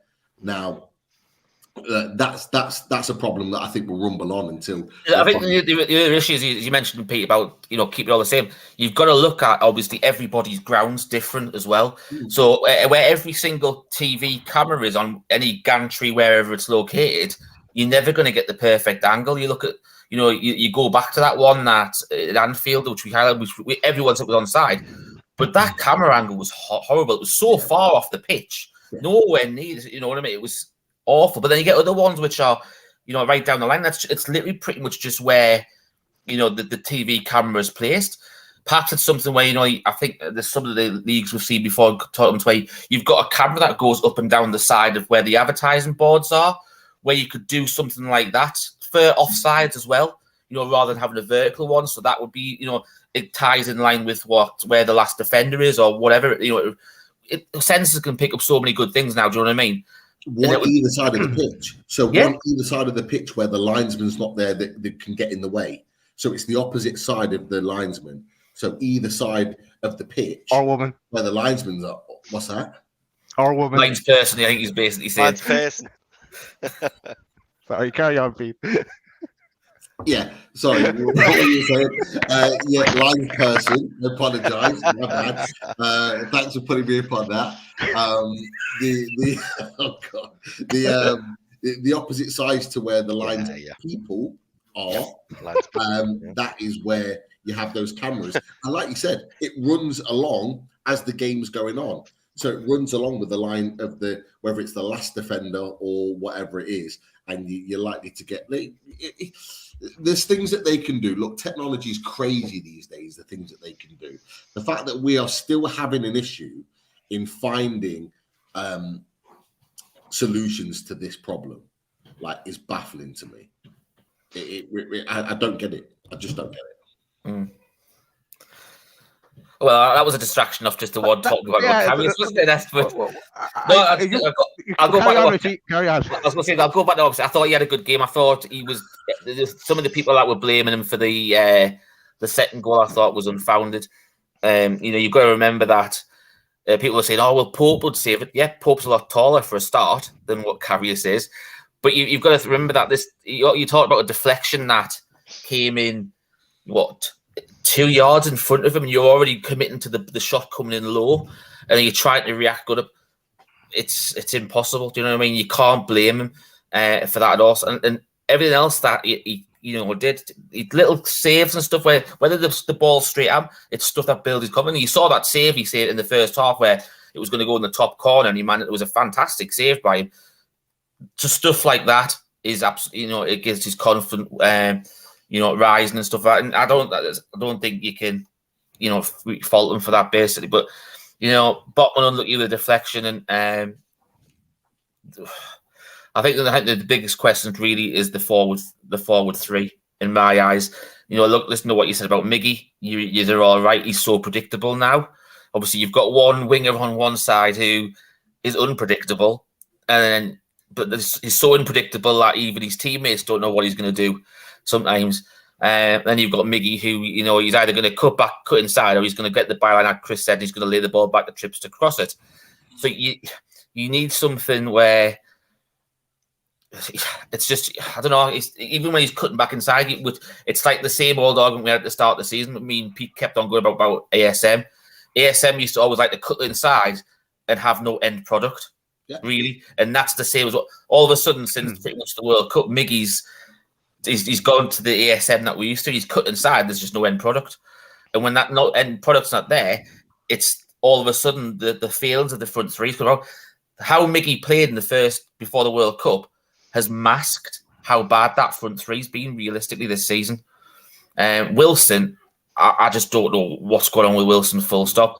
I know you were saying about how he's not creating the chances as well, but even when the ball's been fallen to him, he hasn't been taking the chances. And I'm not talking hard chances for Wilson. I'm talking like bread and butter chances here. You look at the one against Liverpool last week. He should realistically have scored that. 2 against West Ham. Obviously, the one where Agard got back. And then you have the header that he had beforehand when he could have won it. So there's 3 chances in 2 games which you'd be expecting Wilson to bury. And I think the other thing that we've talked about loads of times on here is those runs. He had those strike and poaching runs that Wilson used to have all the time, where he liked to get make a run and attack the ball coming. If you look at the chance what ASM had, where he shot it and De Gea saved, or as someone said in the chat, De Gea didn't really save it. It hit him. He stood tall as a goal. He didn't really make a save off it. But my concern was when that ball came in, that ball was put in such a perfect area by Trippier. You were dying for Wilson to be running in and attacking the ball, and it's an easy tapping from. But then you actually scan back, and I think he's about 3 yards off the pace. And you think, where's the killer instinct that from Callum Wilson? The Callum Wilson who, on his day, the one that we've been used to for the last few years when he's been on the pitch, is just not there anymore. He's gone, full stop. Go on, Pete. I was going to say that I think that feeds into, because you raised a good point, and I think it feeds into a lack of understanding with the players around him of what's expected. So when you're a striker, you want, like, for example, Alan Shearer used to do this all the time, and I know we're talking about the greatest Premier League goal scorer of all time, and I love saying that. How long we're going to say that for, I don't know, but I'm going to continue saying that now. Is that Alan Shearer, you knew whether you were Nobby Solano, Laurent Robert, whoever it was playing on the right, Dyer played on the right sometimes, like Hugo Viana sometimes on the left, is that you knew running down the wing that he wanted that ball hit backwards towards the penalty spot, because he would always make the run forward and then stop and make that run. But what Alan Shearer would do is say, this is what I want. If I'm going to score the goals, this is the type of service that I want in situations. So any of those players would play the ball knowing that he would be in that position. I think the problem at the moment is that Callum Wilson hasn't got an understanding with the players on wide, whether it's the fullbacks, whether it's Burn or Trippier, or whether it's ASM, Gordon, Miggy, whoever it is, Murphy, whoever it is that plays in those wide positions. He doesn't have an understanding that when they get into those positions, this is the type of run that he's going to make, and this is where he wants the ball. And I think that's a big problem at the moment. Now, he's not a striker that fits in the system with inverted wingers. People, we've discussed this before. He's Wilson to get the best out of him. And it goes back to what we said at the start of last season. You use the example of the opening day of the season against West Ham when we lost. First few minutes, ASM down the right-hand side, puts the ball across. He beats the defender at front post, header goal. He knows where to attack the ball. The problem is now is you've got someone on the left who's cutting in on his right foot predominantly. And on the other side, you've got someone who's cut on the left. Or he's playing the ball back to Trippier. But by the time the ball's coming back to Trippier, though, everyone's back defending around the box. He's got nothing to attack, and he's a sitting duck, really. Like everyone else to pick it off around him. Even when Trippier's the further man forward in front of Miggy, and he did it a couple of times on Sunday, and I was screaming at the telly. I couldn't believe it. Miggy doesn't put the ball in front of Trippier. He passes the ball to him, or literally like half a yard in front. So it's like you want the ball a few yards in front, so you can get straight to it and whip it in straight away. You don't want to have to take another touch to create that extra yard of space. Just play the ball diagonally about 2 yards in front of you, and it's whipped in. It causes so much trouble for the opposing defenders having to run towards their own goal. But the problem is now we stop the play, come back. The defenders are all set, and then it's easy enough for them to defend it. But this is where Wilson. This is why I like. Look, don't get me wrong. Miggy frustrates the hell out of me, and I think he's frustrated the hell out of a number of people, because, like, we come to the questions. There's a lot of questions about Miggy at this moment in time. But if you're a striker, Richie, if you're a striker and you're not getting the service that you want to score the goals, you're going to them and you're telling them. You know the famous story with Alan Shearer and Ginola falling out because he wasn't getting the service, he wasn't getting what he wanted, so he called him out in the changing rooms to say, this is what I want, you're not giving me this. And then what happens? He starts giving them the service, they start scoring the goals. If you're Callum Wilson right now, you're saying, this is what I want. When you're in this position, give me the ball here. And look, we've talked about Miggy. Eddie Howe should have had the conversation with him. Whether he has or not is another thing. But he frustrates everybody because he doesn't use his right foot. If you're on that left-hand side, the amount of openings he creates, it's not like he doesn't create opportunities, Miggy. Miggy's running and his ability to find space is brilliant, but it's his poor use of that opportunity when he gets it that fails him. And, whether there's been talk about the likes of ASM and one or two other players spending extra time on the training ground to work on their movement, to work on their fitness, without being asked, and they're doing the extra. For me, if I was Eddie Howe, I'd be directing Miggy to go, right, you're only going to cross the ball with your right foot, and you're going to provide Wilson in this extra training session with that service on your right foot, and you're going to do it time and time and time again until we get it right. That's what I'd be saying. I don't care if Miggy's 29 years old. He needs to learn, if he's going to make the step up, he needs to learn to play with his right foot. He has to, if he's going to play on that left-hand side. Or we do what we've said, we've talked about unloading, is that you switch places. Like that's what you do. But even then, I've got to be honest, guys, Miggy never crosses the ball. He very rarely crosses the ball, even when he's on the left-hand side. He's played a number of games, even last season, on the left-hand side. Never crossed the ball. There's something about Miggy that he doesn't like putting the ball into an area. He doesn't like crossing the ball. He likes to keep the ball moving. He likes to play it low, like the Longstaff goal against Southampton, where he played it back. That's the sort of thing. You'll never have one for attacker to attack it. That's, like for his head. It's more along the floor. I think that just proves what you're saying, Pete. It's more about he's a technical player. He likes technical players, and Wilson really isn't a technical player. He'd probably do a bit better if you have Isak up as a number 10. Obviously, sorry, number 9. But obviously, we know he's not a number 9. But his movement's a lot better. But going back to what you said about Wilson doing the Shearer thing and saying, look, you put the ball here and this is where I'll be. The other spin on that argument is it goes back to what I said originally. He's had 3 clear-cut chances in the last 2 games where, if you're going to be telling me to put that ball in a certain place and I'll put the ball in the back, you've got to prove it yourself when you get in those positions. And he's not doing that at the minute, and that's the problem. When he is getting the chances, and I'm not talking half chances, we're talking gilt-edge chances, which he would normally bury, he ain't doing it. And you can only, 1 goal since the World Cup. You strikers live and die on their output. That's what they're viewed on. Put the ball in the back of the net. Yeah.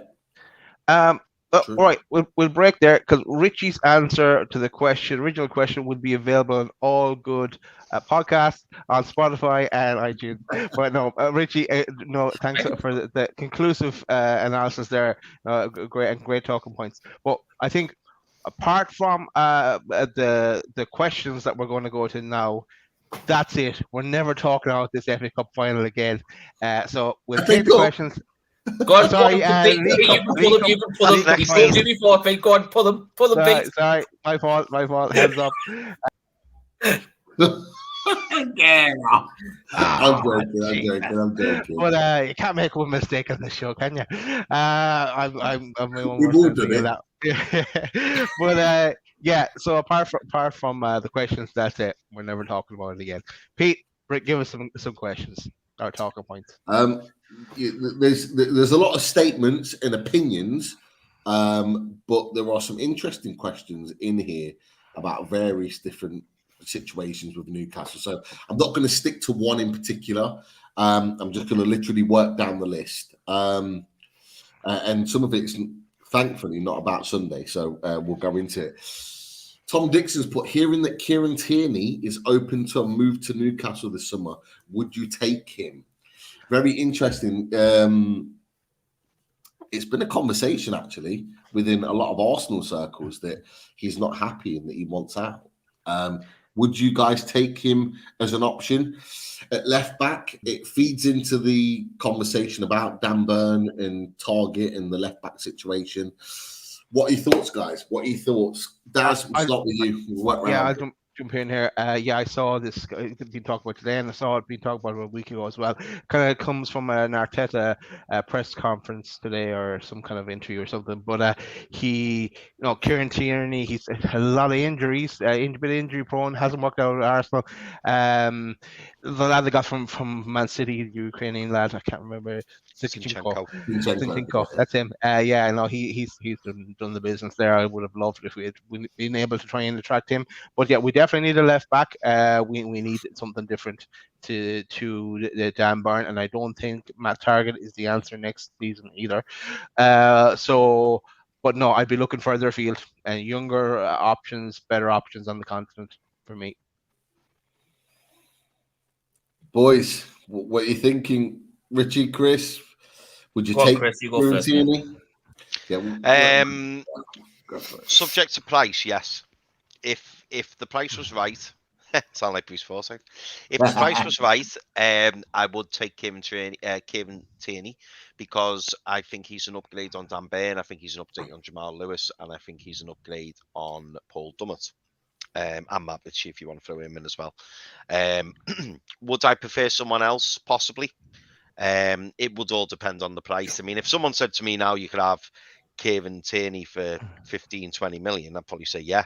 If you wanted 40 million, I'd go maybe not. It would depend how much Arsenal want for him, and I imagine they'd probably want a pretty penny for him. So it would be price dependent. I know a few people have said like he's got a bad injury record, but I don't know the stats, so I'm not going to try and pretend I do. But from what I've heard, his injury record isn't as bad as people make out. But I don't know. Yeah, it all depends on the price for me. He's not one of those players. Oh, bloody hell, Geordie team for life. Even worse, you look like Bruce Forsyth. Killing me, man. Oh wow. I love Bruce, by the way. I do love Bruce. But You yeah, really like the Price is Right, so. I know, I love that show, and Play Cards Right, that was a good one as well. But yeah, I think yeah, depending on the price, yes, I would take him, but it would depend on the price. Interesting, Richie. What you thinking? Not for me. I've just as we were talking, I've just like looked at some of the stats from him and stuff like that. He's had four full seasons. This is his fourth season at Arsenal. He's played 70 times in 4 seasons. So if you on average, what you have 38 games in a Premier League season. So he hasn't even equated to having 2 full seasons, and obviously that takes out cup games, takes out the European games they've had as well. So 70 games in nearly 4 full seasons isn't a fantastic return. I've just had a good look at his contract as well. For some reason, Arsenal increased to give him a new contract 2 years ago. So there's still 3 years left on his contract in the summer. So they're going to want as Chris said, they're going to want a good sum of money for Kieran Tierney with 3 years left. Don't get me wrong, he's a good player, good age of 25. But if you haven't even made 2 full seasons worth of games in 4 years, we can't be. We're at that stage now where yes, we've got money, but that doesn't mean we're going to blow it. Do you know what I mean? It's, for the sort of money you probably talk about Kieran Tierney, you could probably get, someone else out there as well who might be a bit younger, might be from abroad, but has the right, mentality, going, what they want. But, is he better than what we've got? Yes, don't get me wrong, he's better than that. But is there any point in improving on an area where he's going to be injured so it doesn't improve it? If that makes sense as well? That for me, it's too much of a risk. Jano's put a good one in there. Aït-Nouri at Wolves, Anthony Robinson at Fulham. I like him a lot. Both of them I would take with a heartbeat. I think they're both fantastic players. And there's a rumour that Aït-Nouri might be on his way out there in the summer. I think Anthony Robinson would I think I'd take him with a heartbeat as well. He's a fantastic player. He's the type of player that Newcastle want from a full back. He's defending and probably will improve. Obviously, when JT and Eddie get hold of him, but he's good attacking wise as well, which is what you want. He can overlap the guy in front of him, whichever formation. Because I get a feeling we might change formation in the summer. That's just me. I've got a feeling that we'll change it with the personnel that's coming in. So I think they're too much more viable options. And you look at Fulham and Wolves, they're not in the same league as Newcastle going forward. So I think that's someone who you put a good bid in for them. I think you get them basically. Mute. Pete. How was I on mute? I didn't even put it on mute. I have no idea what happened there. But I would at this moment in time I wouldn't take Kieran Tierney, just because he has had so many injuries. For me, the only argument against that is that actually he's been fit for a large chunk of this season, but Zinchenko's just been playing so well he's not had a sniff, which I think is why he wants to leave. So you could argue that he's been fit for a lot of this season, but he's just not played. If he was then to come to Newcastle, could he play week in, week out? But I then would argue that potentially he could break down again. We do not need players that have got injury histories. We've got so many players in this team that have got injury histories, and that's the thing that we need to move away from, in my opinion, although he's a talented player. You guys have mentioned a couple of players there, and Aït-Nouri.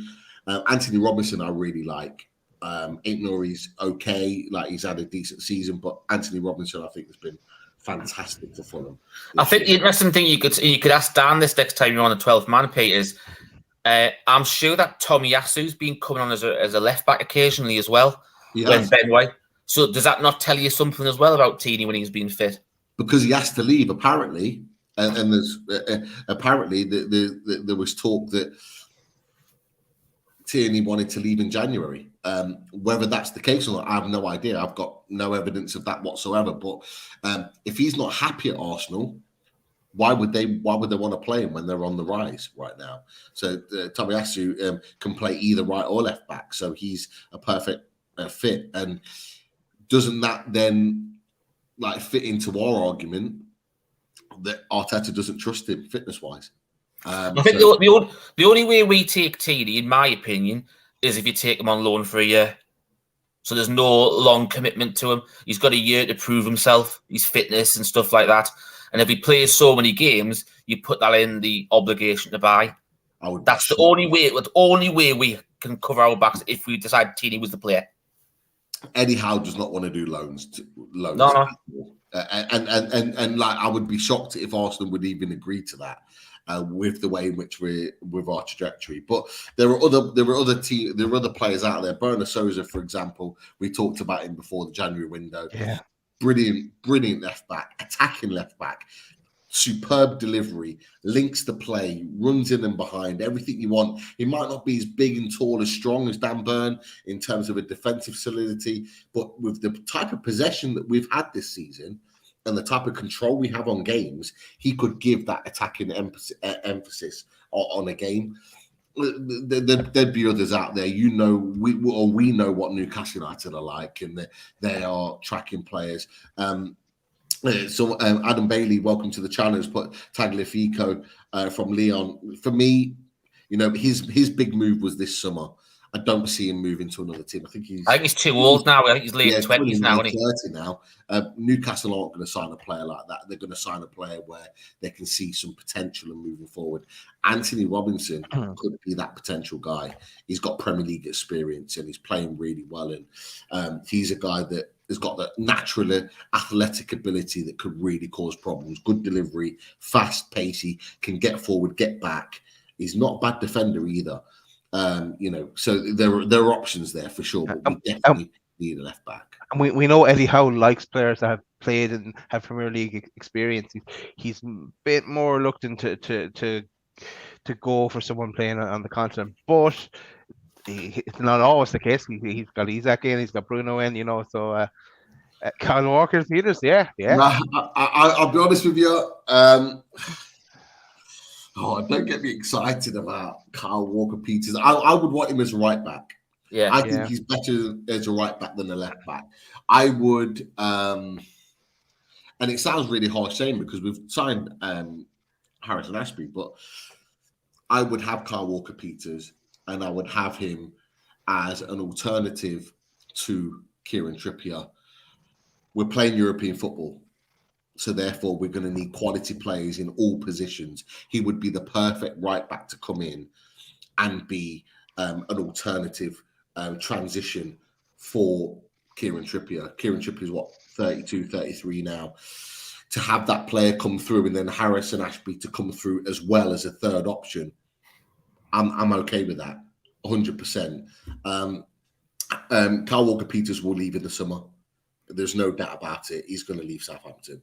Whether they get relegated or not, but it's where he goes. But I wouldn't have him as a left back. I want a specialist left back that's left-footed, naturally left-footed, and that can whip balls in and do what they do best. But yeah,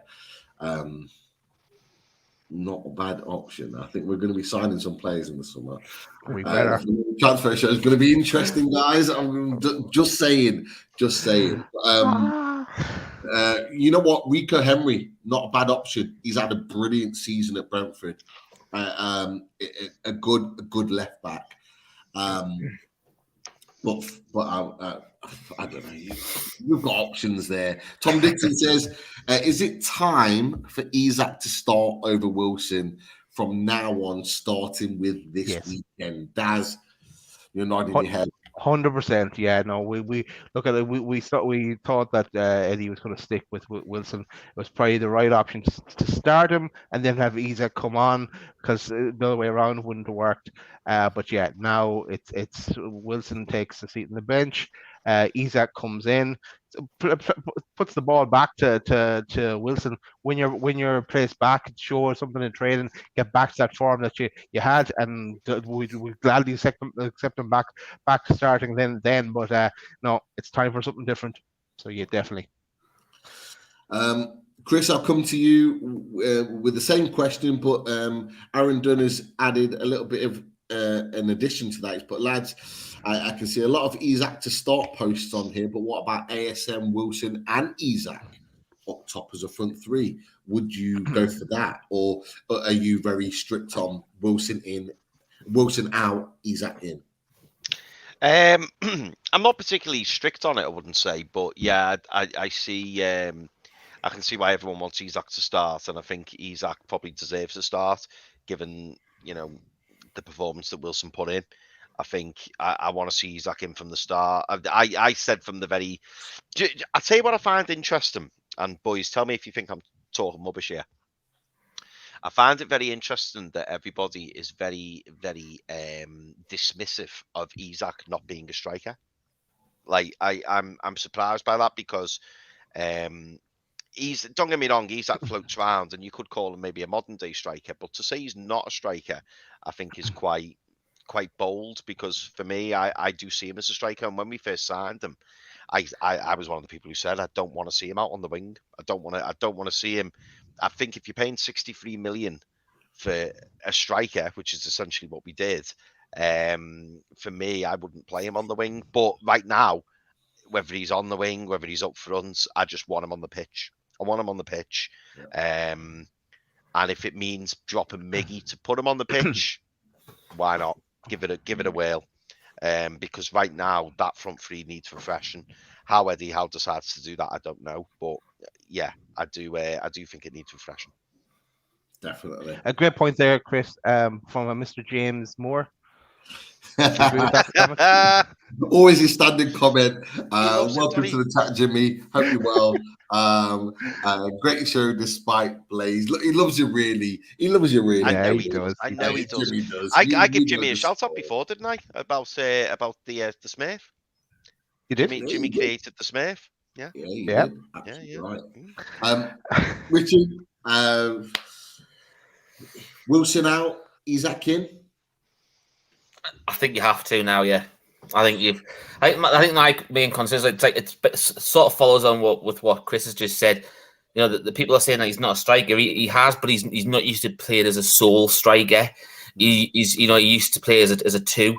So I think that's one of the things where it's fallen into that sort of gap. But the issue you've got is people are turning around saying Isak, Wilson, and ASM. People are forgetting that Anthony Gordon seems to have joined. You know what I mean? And he's joined, and every time he's been coming on, he's been affecting the game. He's been creating stuff, and bear in mind the fact that we're not creating chances. We need to start creating chances. He starts as well. Yeah, and that's it. You know what I mean? I think we all said, and don't get us wrong. We all know that ASM on his day can be a world beater. We discussed it last week with Andrew Musgrave, where he turned around and he did say the fact that his only previous game, bar the Liverpool one, where he was outstanding, was the Man City one.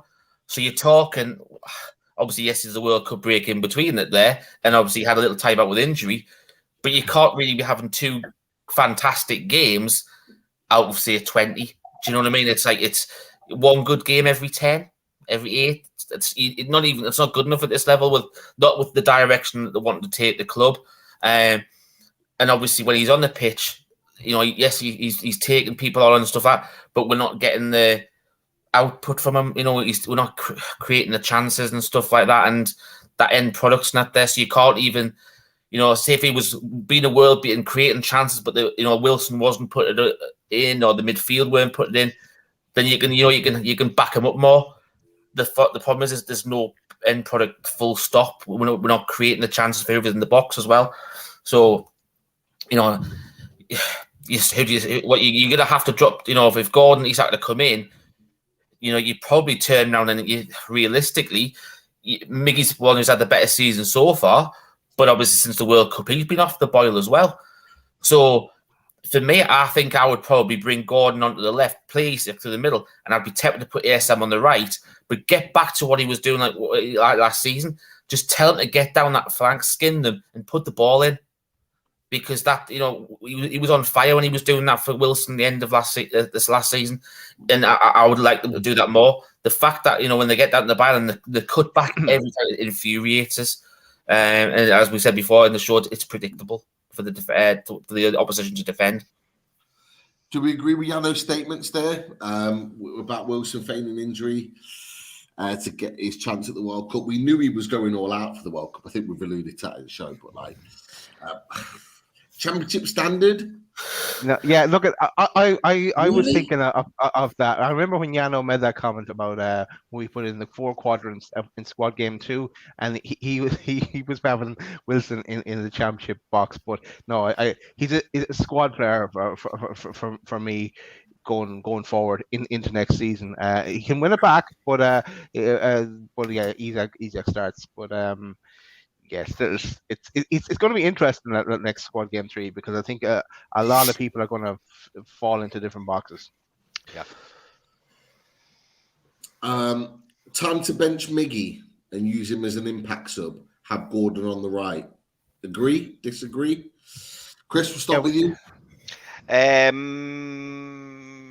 I don't disagree. I wouldn't say I'm all for it, but I don't disagree. And I think if I saw Gordon on the team sheet on Saturday and Miggy was on the bench, I wouldn't be overly surprised. I think, like Richie said, it's good to get Gordon in the team. We need to freshen things up. And really, if you look at the front 3, assuming Isaac's the main man, I think you probably stick with Maxi for now, and maybe just give Miggy a bit of a rest. So yeah, I wouldn't disagree with that, Bobby. What do you think, Richie? I'll come to you next. Time to bench Miggy. Bench him on Saturday against Man City. Just back up what I said before. I think Gordon has to start now.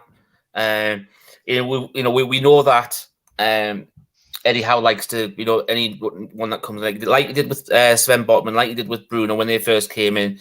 He gradually brought them into the side. But obviously, once they got in the side, that was it. They never gave the shirt up, and that's just because of the quality that they're bringing in. And I think that's the same now. Is you've gone past that stage now where people are keeping them out because they've earned the shirt. They're playing well. These people need to be coming in now. These we can't have the quality these like Isak and Gordon have, and leave them on the bench for the majority of the game and hopefully try to affect the final third or quarter of the game. I'm not bothered what positions to start. That's not my concern. That's what Eddie Howe gets paid for. But if you're buying Isak as he's the world record, world club record player, he has to be starting.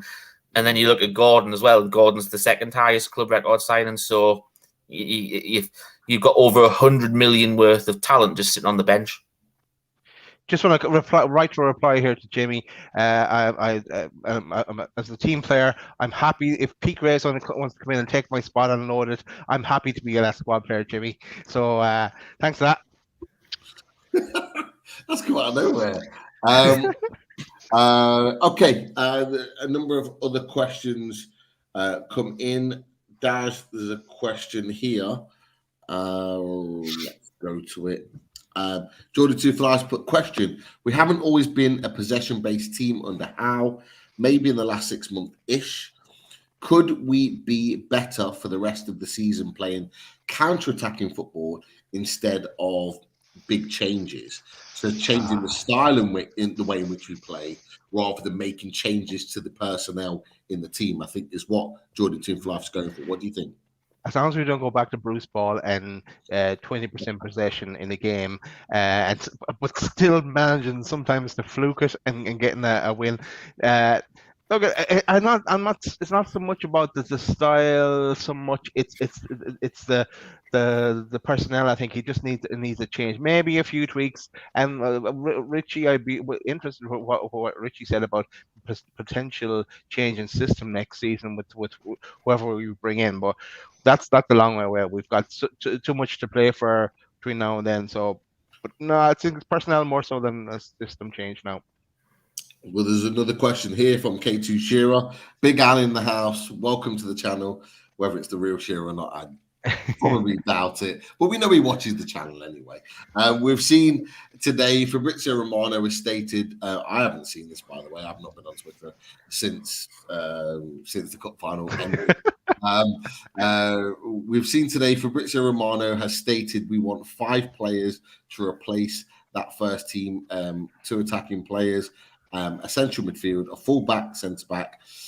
He's mentioned Sayuncu, a free in the summer. I'm assuming Milinkovic-Savic as centre midfield. What do you guys make of that? Do you think that's enough business in the summer to really kick us on? Or do you think more business is needed? Richard, I'll come to you for this one. I think we realistically need, if it looks like we're going to have European football next season, we really need to have an overhaul. I think we need at least 6, if I'm being honest, because of the way it's highlighted for the fact that, yes, okay, Miggy signed a contract extension.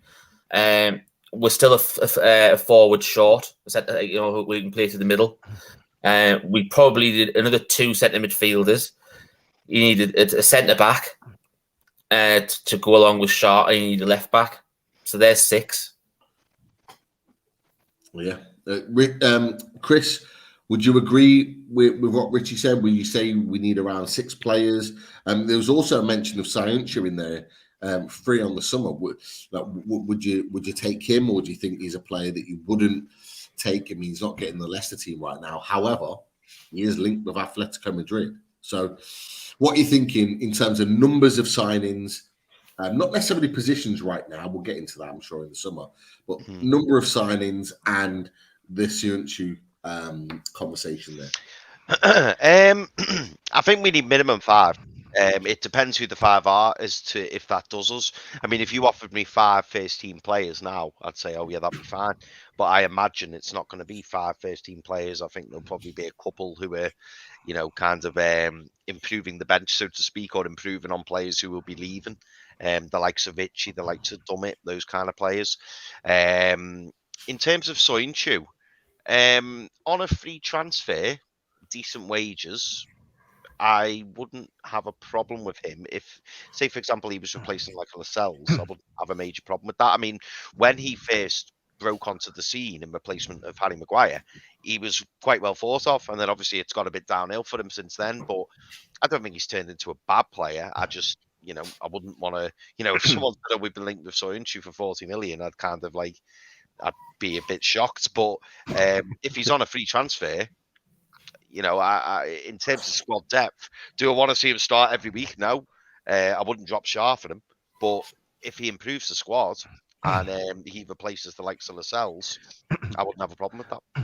Pete, I'll switch that around for your point, because obviously you live in the area. You've got a lot of fans who are Leicester fans.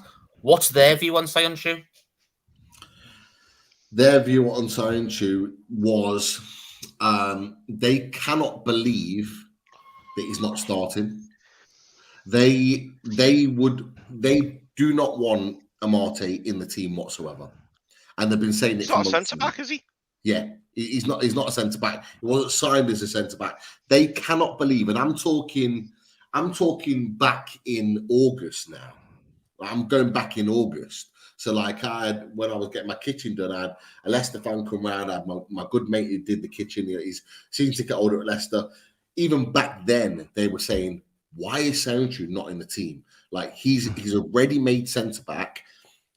Like, he should be starting, and he's on the bench. And it was like, in their mind, they said, there's a clear fallout with Brendan Rodgers. They've clearly had a fallout because they cannot believe that he's not been starting games.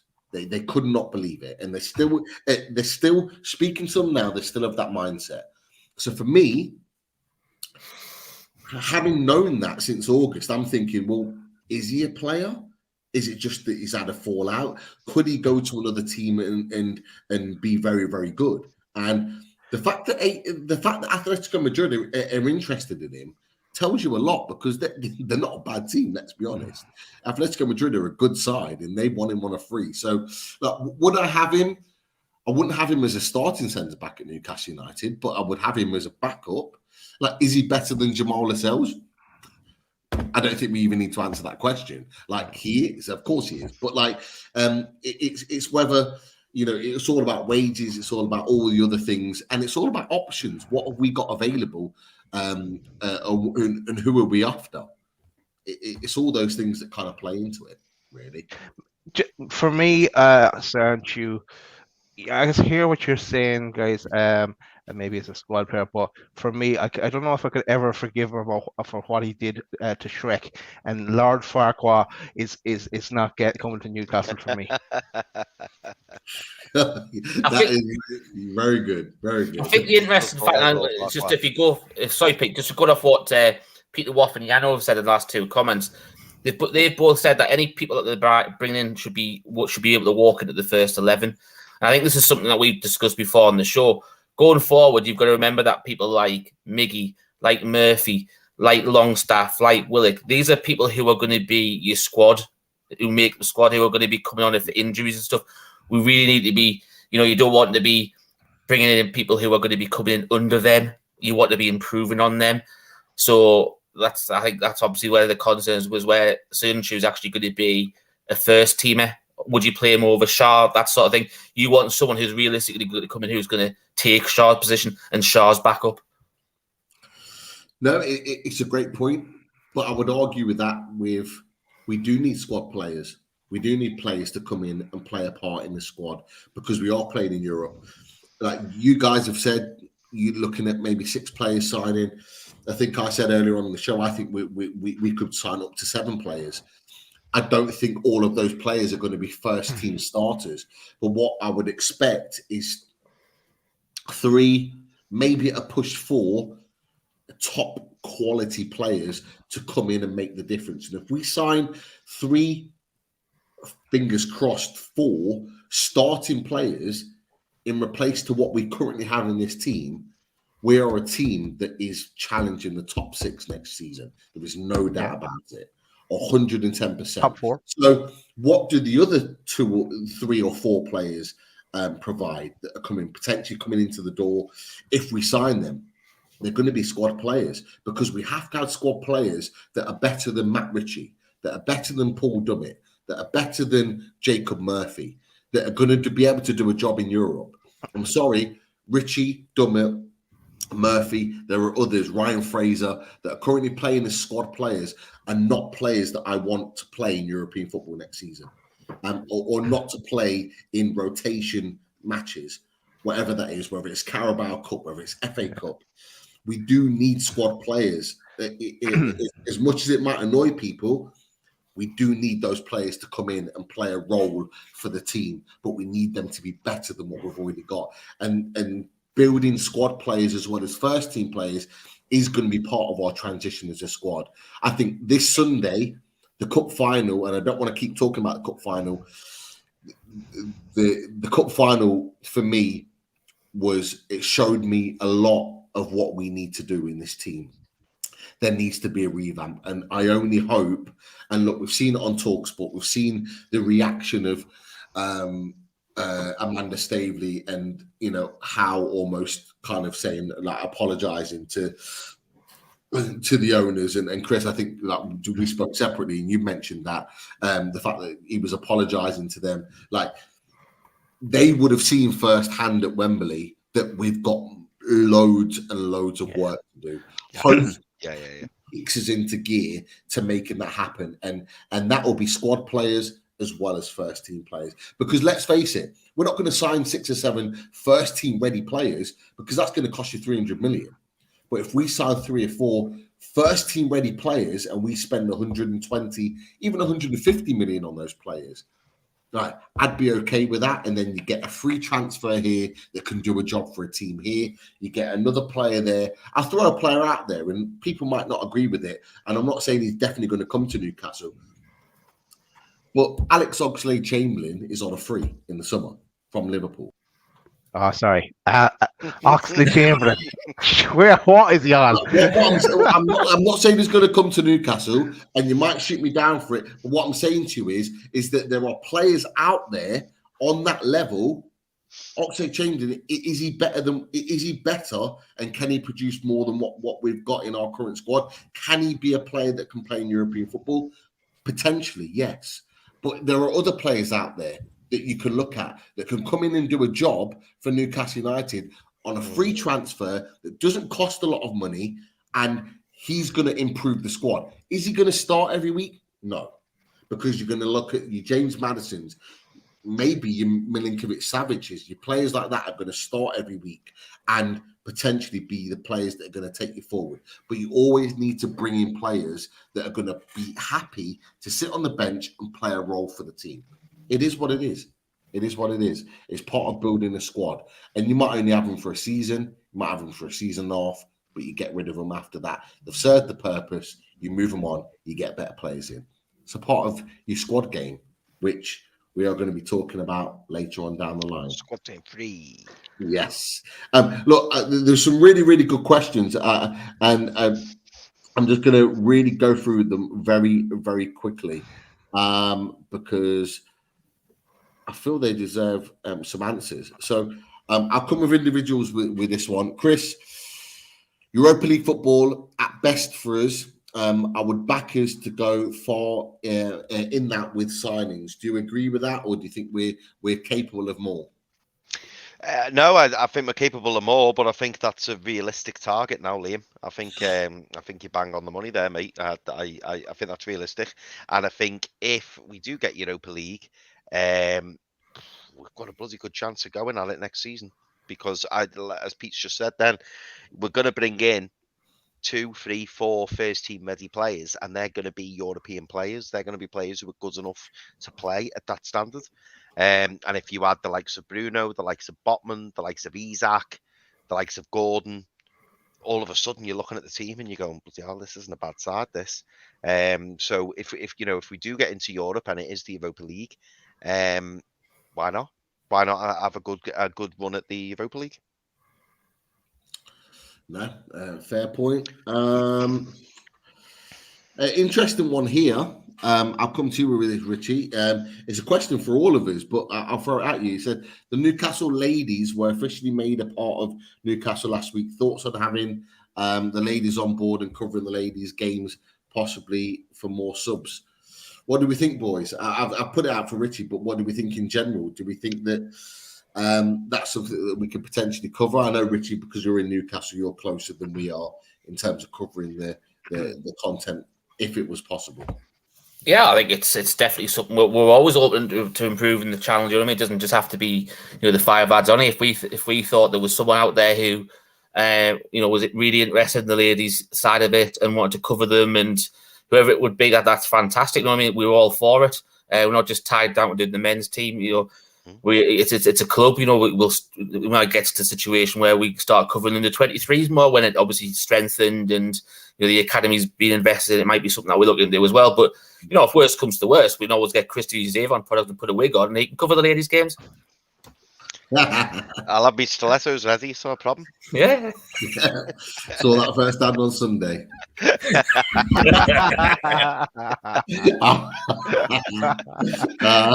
Nice thinking, Pete. Daz, I'll come to you with this one, and it's been mentioned a couple of times actually. There you go. We didn't see the stilettos, but they were there. I was actually higher. I was actually higher than the arch. That was me done. That's true. Those stilettos, those heels were high. Trust me. Peter Moore says, why wasn't Shaw's concussion checked? He was clearly not himself after the clash of heads. Now, clearly, Daz, you were very excited when you got that knock because you thought it would spur him into a performance. But yeah, why wasn't it checked? Because they went, yes, it's sure. No, carry on. He does this every game. He does it carry on. Does all the time. And when he doesn't, we lose or we draw. So the only surprising thing for me was we didn't get a result when he did get the knock to the head. I thought he still played on. He played pretty well after that. For me actually he was the standout defender in my ratings, but at 6.5. But Yeah, I didn't see that he was affected by it as such, Peter. To tell you the truth. I think it's one of those like the boy cried wolf sort of thing. As he goes down that much, Hmm. he gets back up sort of thing. And this time he's got a genuine concussion. He's just himself. He's all right. But the thing is, I think one thing you can add to him though was it him that was meant to be marking because Casemiro for the free kick. Yeah, Casemiro got away from him. yeah. Interesting. Right, I've got 3 really quick points that I want to add before we wrap up. Adam Bailey, welcome to the channel. He's made some great questions tonight. Calvin Phillips, would you take him at Newcastle United in the summer? Obviously, not getting a lot of game time at Man City. Would he fit the style perfectly for Newcastle? What are your thoughts? I'm going to ask that very quickly. Either thumbs up, thumbs down from your opinions. Daz, I'll start with you. Thumbs down, and the reason being is what you said before, Pete, because you said that his injury was to his shoulder or something, and he's like one small injury away from being career ending. So if that was the case, then He's had 3 shoulder injuries, 3 major shoulder injuries in his career over the last 4 years. He's like, he was a brilliant player at Leeds, and I always had him as an option for us to sign, but he had another injury in City when he joined City, but so that has me doubtful, and I don't want us going near anyone that has any way injury prone. We're past that. That's the old days. I don't want us going for mediocre players. I want us to go for up and coming players and stars. So that's why I'm putting a thumbs down. Boys, you put your thumbs up. You taking him? I'd take him. He's an upgrade on what we've got for a start. Yeah. I remember when we had the takeover, and I went through this with Chris the day after the takeover. I wrote all these little transfer targets down in this book that I've still got this day. And Calvin Phillips was one of those players I said Newcastle should go for. Yes, will a shoulder be an injury thing be a concern? Yes. For me, it could be one where, obviously, and we know Eddie Howe doesn't like loans. Would it be one of the ones where you turn around and think, do you try and get him on loan for a year off City with an obligation to buy? If he gets through so many games, that might be something that Man City might go for, because they might not class us as a direct rival for the title yet. So for me, I would probably try and do that as a loan type thing. Chris, is a important question from Jordy to life there. Did you see that one? Yeah, I've just replied to him now. Sorted. Move on. The one thing with Calvin Phillips is, I think it was a really bad move going to Man City. Yeah. Calvin Phillips needs to play week in, week out. Now, obviously, he went to City injured. We've already alluded to that. But he's a guy that cannot sit on the bench. He has to play week in, week out. We've talked about certain players that are the same. Alexander Isak's like that. He has to play week in, week out if you're going to see the best football. ASM's the same. Bruno Guimaraes are the same. You don't bring him off the bench. They're all players that need to play regular football. Calvin Phillips is exactly the same. I do worry about his shoulder injury because it is the same shoulder and it keeps injuring that shoulder, keeps dislocating it. It gets to a point where you put a metal rod in there, and once you put a metal rod in there, you can't lift it any higher than this. You can't play football. And that's effectively his career over. And that's a big concern. One of my good friends who I grew up with should have played professional football. He was unbelievable in midfield. Super, super talent. His brother was actually on Aston Villa's books in the early 2000s. He was a top player, but he had to have a bolt put in there because he kept dislocating his shoulder, and he effectively ended his career. I fear that could happen to Calvin Phillips if he keeps dislocating it. Now, he's not dislocated at the moment. He's ready to play. He's in the squad. He's just not getting the minutes. Could Newcastle be the saviour? Definitely, because he'll play every week.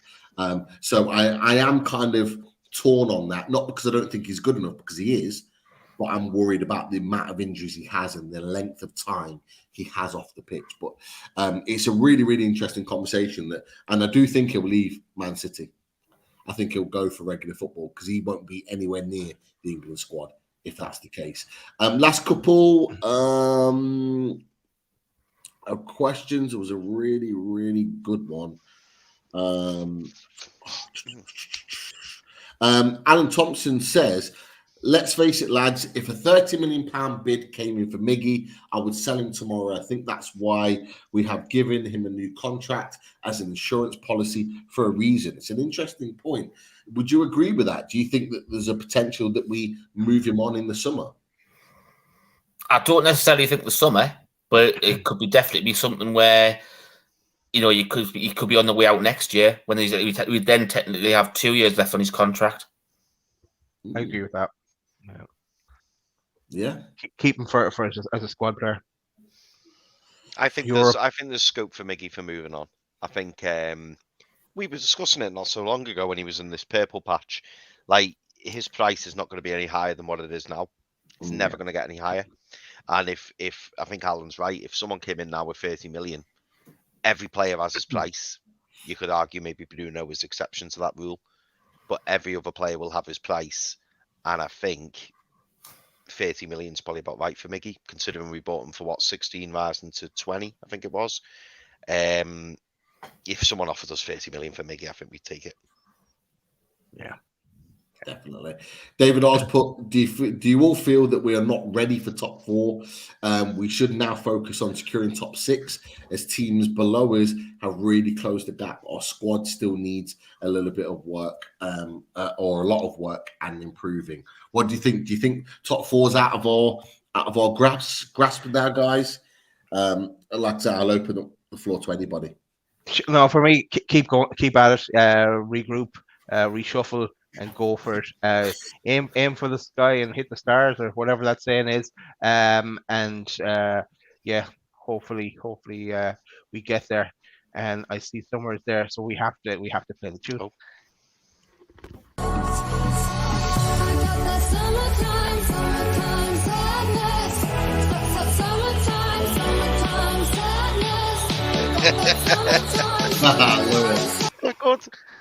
That's good.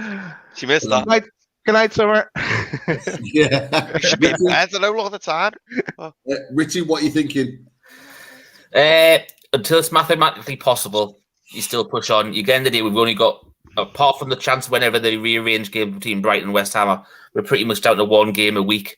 Whereas, you know, you look at the likes of Spurs, they've still got European competition to take into consideration.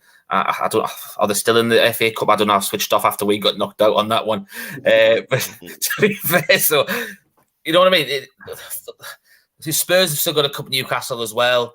So has Man United as well. Arsenal have got a cup of Newcastle. You know, they've all got a cup of Newcastle, and you know we've got some nice games where we've got to go away to teams that we should be able to beat them at their place and stuff like that. So for me, until it's mathematically possible, you push as long as you can. Yeah, just to jump in, Rich. Tottenham are playing Sheffield United away tomorrow. So yeah, I was like you. I didn't know. I've just checked now. I switched off after the third round. Yeah. To be fair, I do every year because we get past the third round. Me too. Watch the final then. Tottenham are still in it. United are still in it. West Ham are still in it. Not that matters. I think the only twist I'll turn on and say is this weekend could be bad for Newcastle because obviously I know we've got games in hand on Spurs, but say we don't get a good result at City on Saturday, which it's look, lads, it's a possibility the way we've been playing, the way City are, and if Spurs win, is that you're looking like 8 points with 2 games in hand? Is that where you start thinking, you know, will the players and the rest of it look and go, is that too much to make up or not? I think we're very much still in it, but I think people. I agree, but it's just. I think they start discounting us. Yeah. I still think we're still fighting for this title. Yeah. We're definitely fighting for this title. Yeah. I think with a great run, no other distractions, we can really go for it. And after Man City, we've got a nice run of fixtures, including Man United at St. James's Park, that we can win, but we need to turn it around quickly. And a good positive performance against Man City could potentially move us on. Last question, or not last question. Chris, you met up with Idris Elba outside of Wembley. I thought he was smaller than that. Now Idris Elba in that picture Idris Elba in that picture was. Where is he? Is he behind you? Is he behind you, Pete? Where No, is he? I think it's the one that Chris has got his arm around. Idris Elba he is crouching down in that. He's wearing a yellow jacket. I see him in the background. The question is that did Chris H get Luther's signature? I wanted to know. What did you manage to get his signature or not? No, it was a quick picture moment and then gone, Pete. Yeah, no, I didn't catch it, unfortunately. I tell you what, I'm just looking at this picture again. Hey, I'm not saying what happened, Pete. I'm just talking about what's on the picture. Are you on your tippy toes a bit there, or? Oh! I'm just saying what it looks like. Right, Daz. End it. Come on. Oh, okay. I'll bring a picture of me and Richie next show. Yeah. I do have one. I should have uploaded it while we're on. But let's go. Let's give a quick shout out to the sponsors and we'll bring the show to a close. But a shout out to the RadiatorShed.com and Radiator Russ, of course, who was there at the very start of the chat, but I think he's run off his feet, orders coming in. So, there's good merchandise there. Get him in prison for that comment. Get him in prison. Get him in there. Stay in there. And of course, you can get radiators in a variety of different colors. And you know the story or us already, but go check out the website, the RadiatorShed.com for the latest. Also, the Install Works, Chris's other business. If you want to get those lovely radiators installed, no better man and company there in the Install Works. Also, a shout out to H2O Bathroom Design Co., the Northeast largest supplier of Velcro and Botch bathroomware. Team Valley Gateshead, over 20 years established, ran by the family. Get down to the showroom on 11th Avenue, Team Valley State, Gateshead. As we give Chris a shower there for that kind of comment. And of course, check out the bathrooms that are available. Amazing. We say it every week or every show, but absolutely, you probably need to see them in person as well to check them out. That is. Just put the first bathroom picture up. Yeah. Not the next one when it's got the grass on it. I think this is going to be Pete's new one. He's going to have like a football pitch. He's going to be sitting there watching in his bath. He's got his virtual tactic board on the wall there, hasn't he? And we go live to Pete in the bath as he talks through this. Don't give me any ideas. Don't give me any ideas. Trust me. But, I can guarantee you that the wife would not approve. If you were paid for, you'd have to have some sort of input, mate. You think? You think? Hey, I've got a brand new kitchen here. I can't remember what I even agreed to. I was sitting in a brand new kitchen. I've got no idea what I even agreed to. It's here, and I'm just happy that it's here. So it'll be the same for the bathroom. Right, lads, we're bringing the show to a close. Thanks for everyone for sticking with us. Make sure you hit that like and subscribe. We didn't mention it all show. Sorry, Chris. Just one quick thing. If Soto is watching, Soto, get in touch with us. We did the members draw for the Manchester United away days. Who's Soto, was it? Oh, I thought it was Soto. Is that his Brazilian brother or something? Soto, was it? Soto, yeah, maybe that's something. Yeah, Solo, we need you to get in touch, mate, because I haven't got your contact details. So if you get in touch, we can get you that £50 voucher paid off. Daz, what did we say was? Don't stop. He's not here as well, so I'm glad. Otherwise, he should be loving life right now. We said 2 weeks, so it's probably about a week left for Solo to get in contact with us to try and sort out. Otherwise, it goes back into the draw. We spin again. But that is it. We have away days coming up on Thursday. Stay tuned for that. Thursday at 7:30.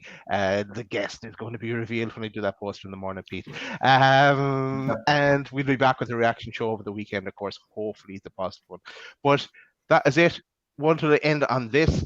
The cup run is over. 15 games left. 45 points to play for.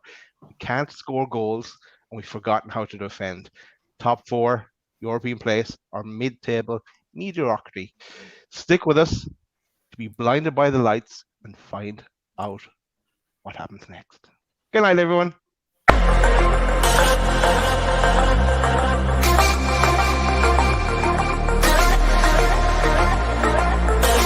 I'm running out of time, 'cause I can see the sun light up the sky.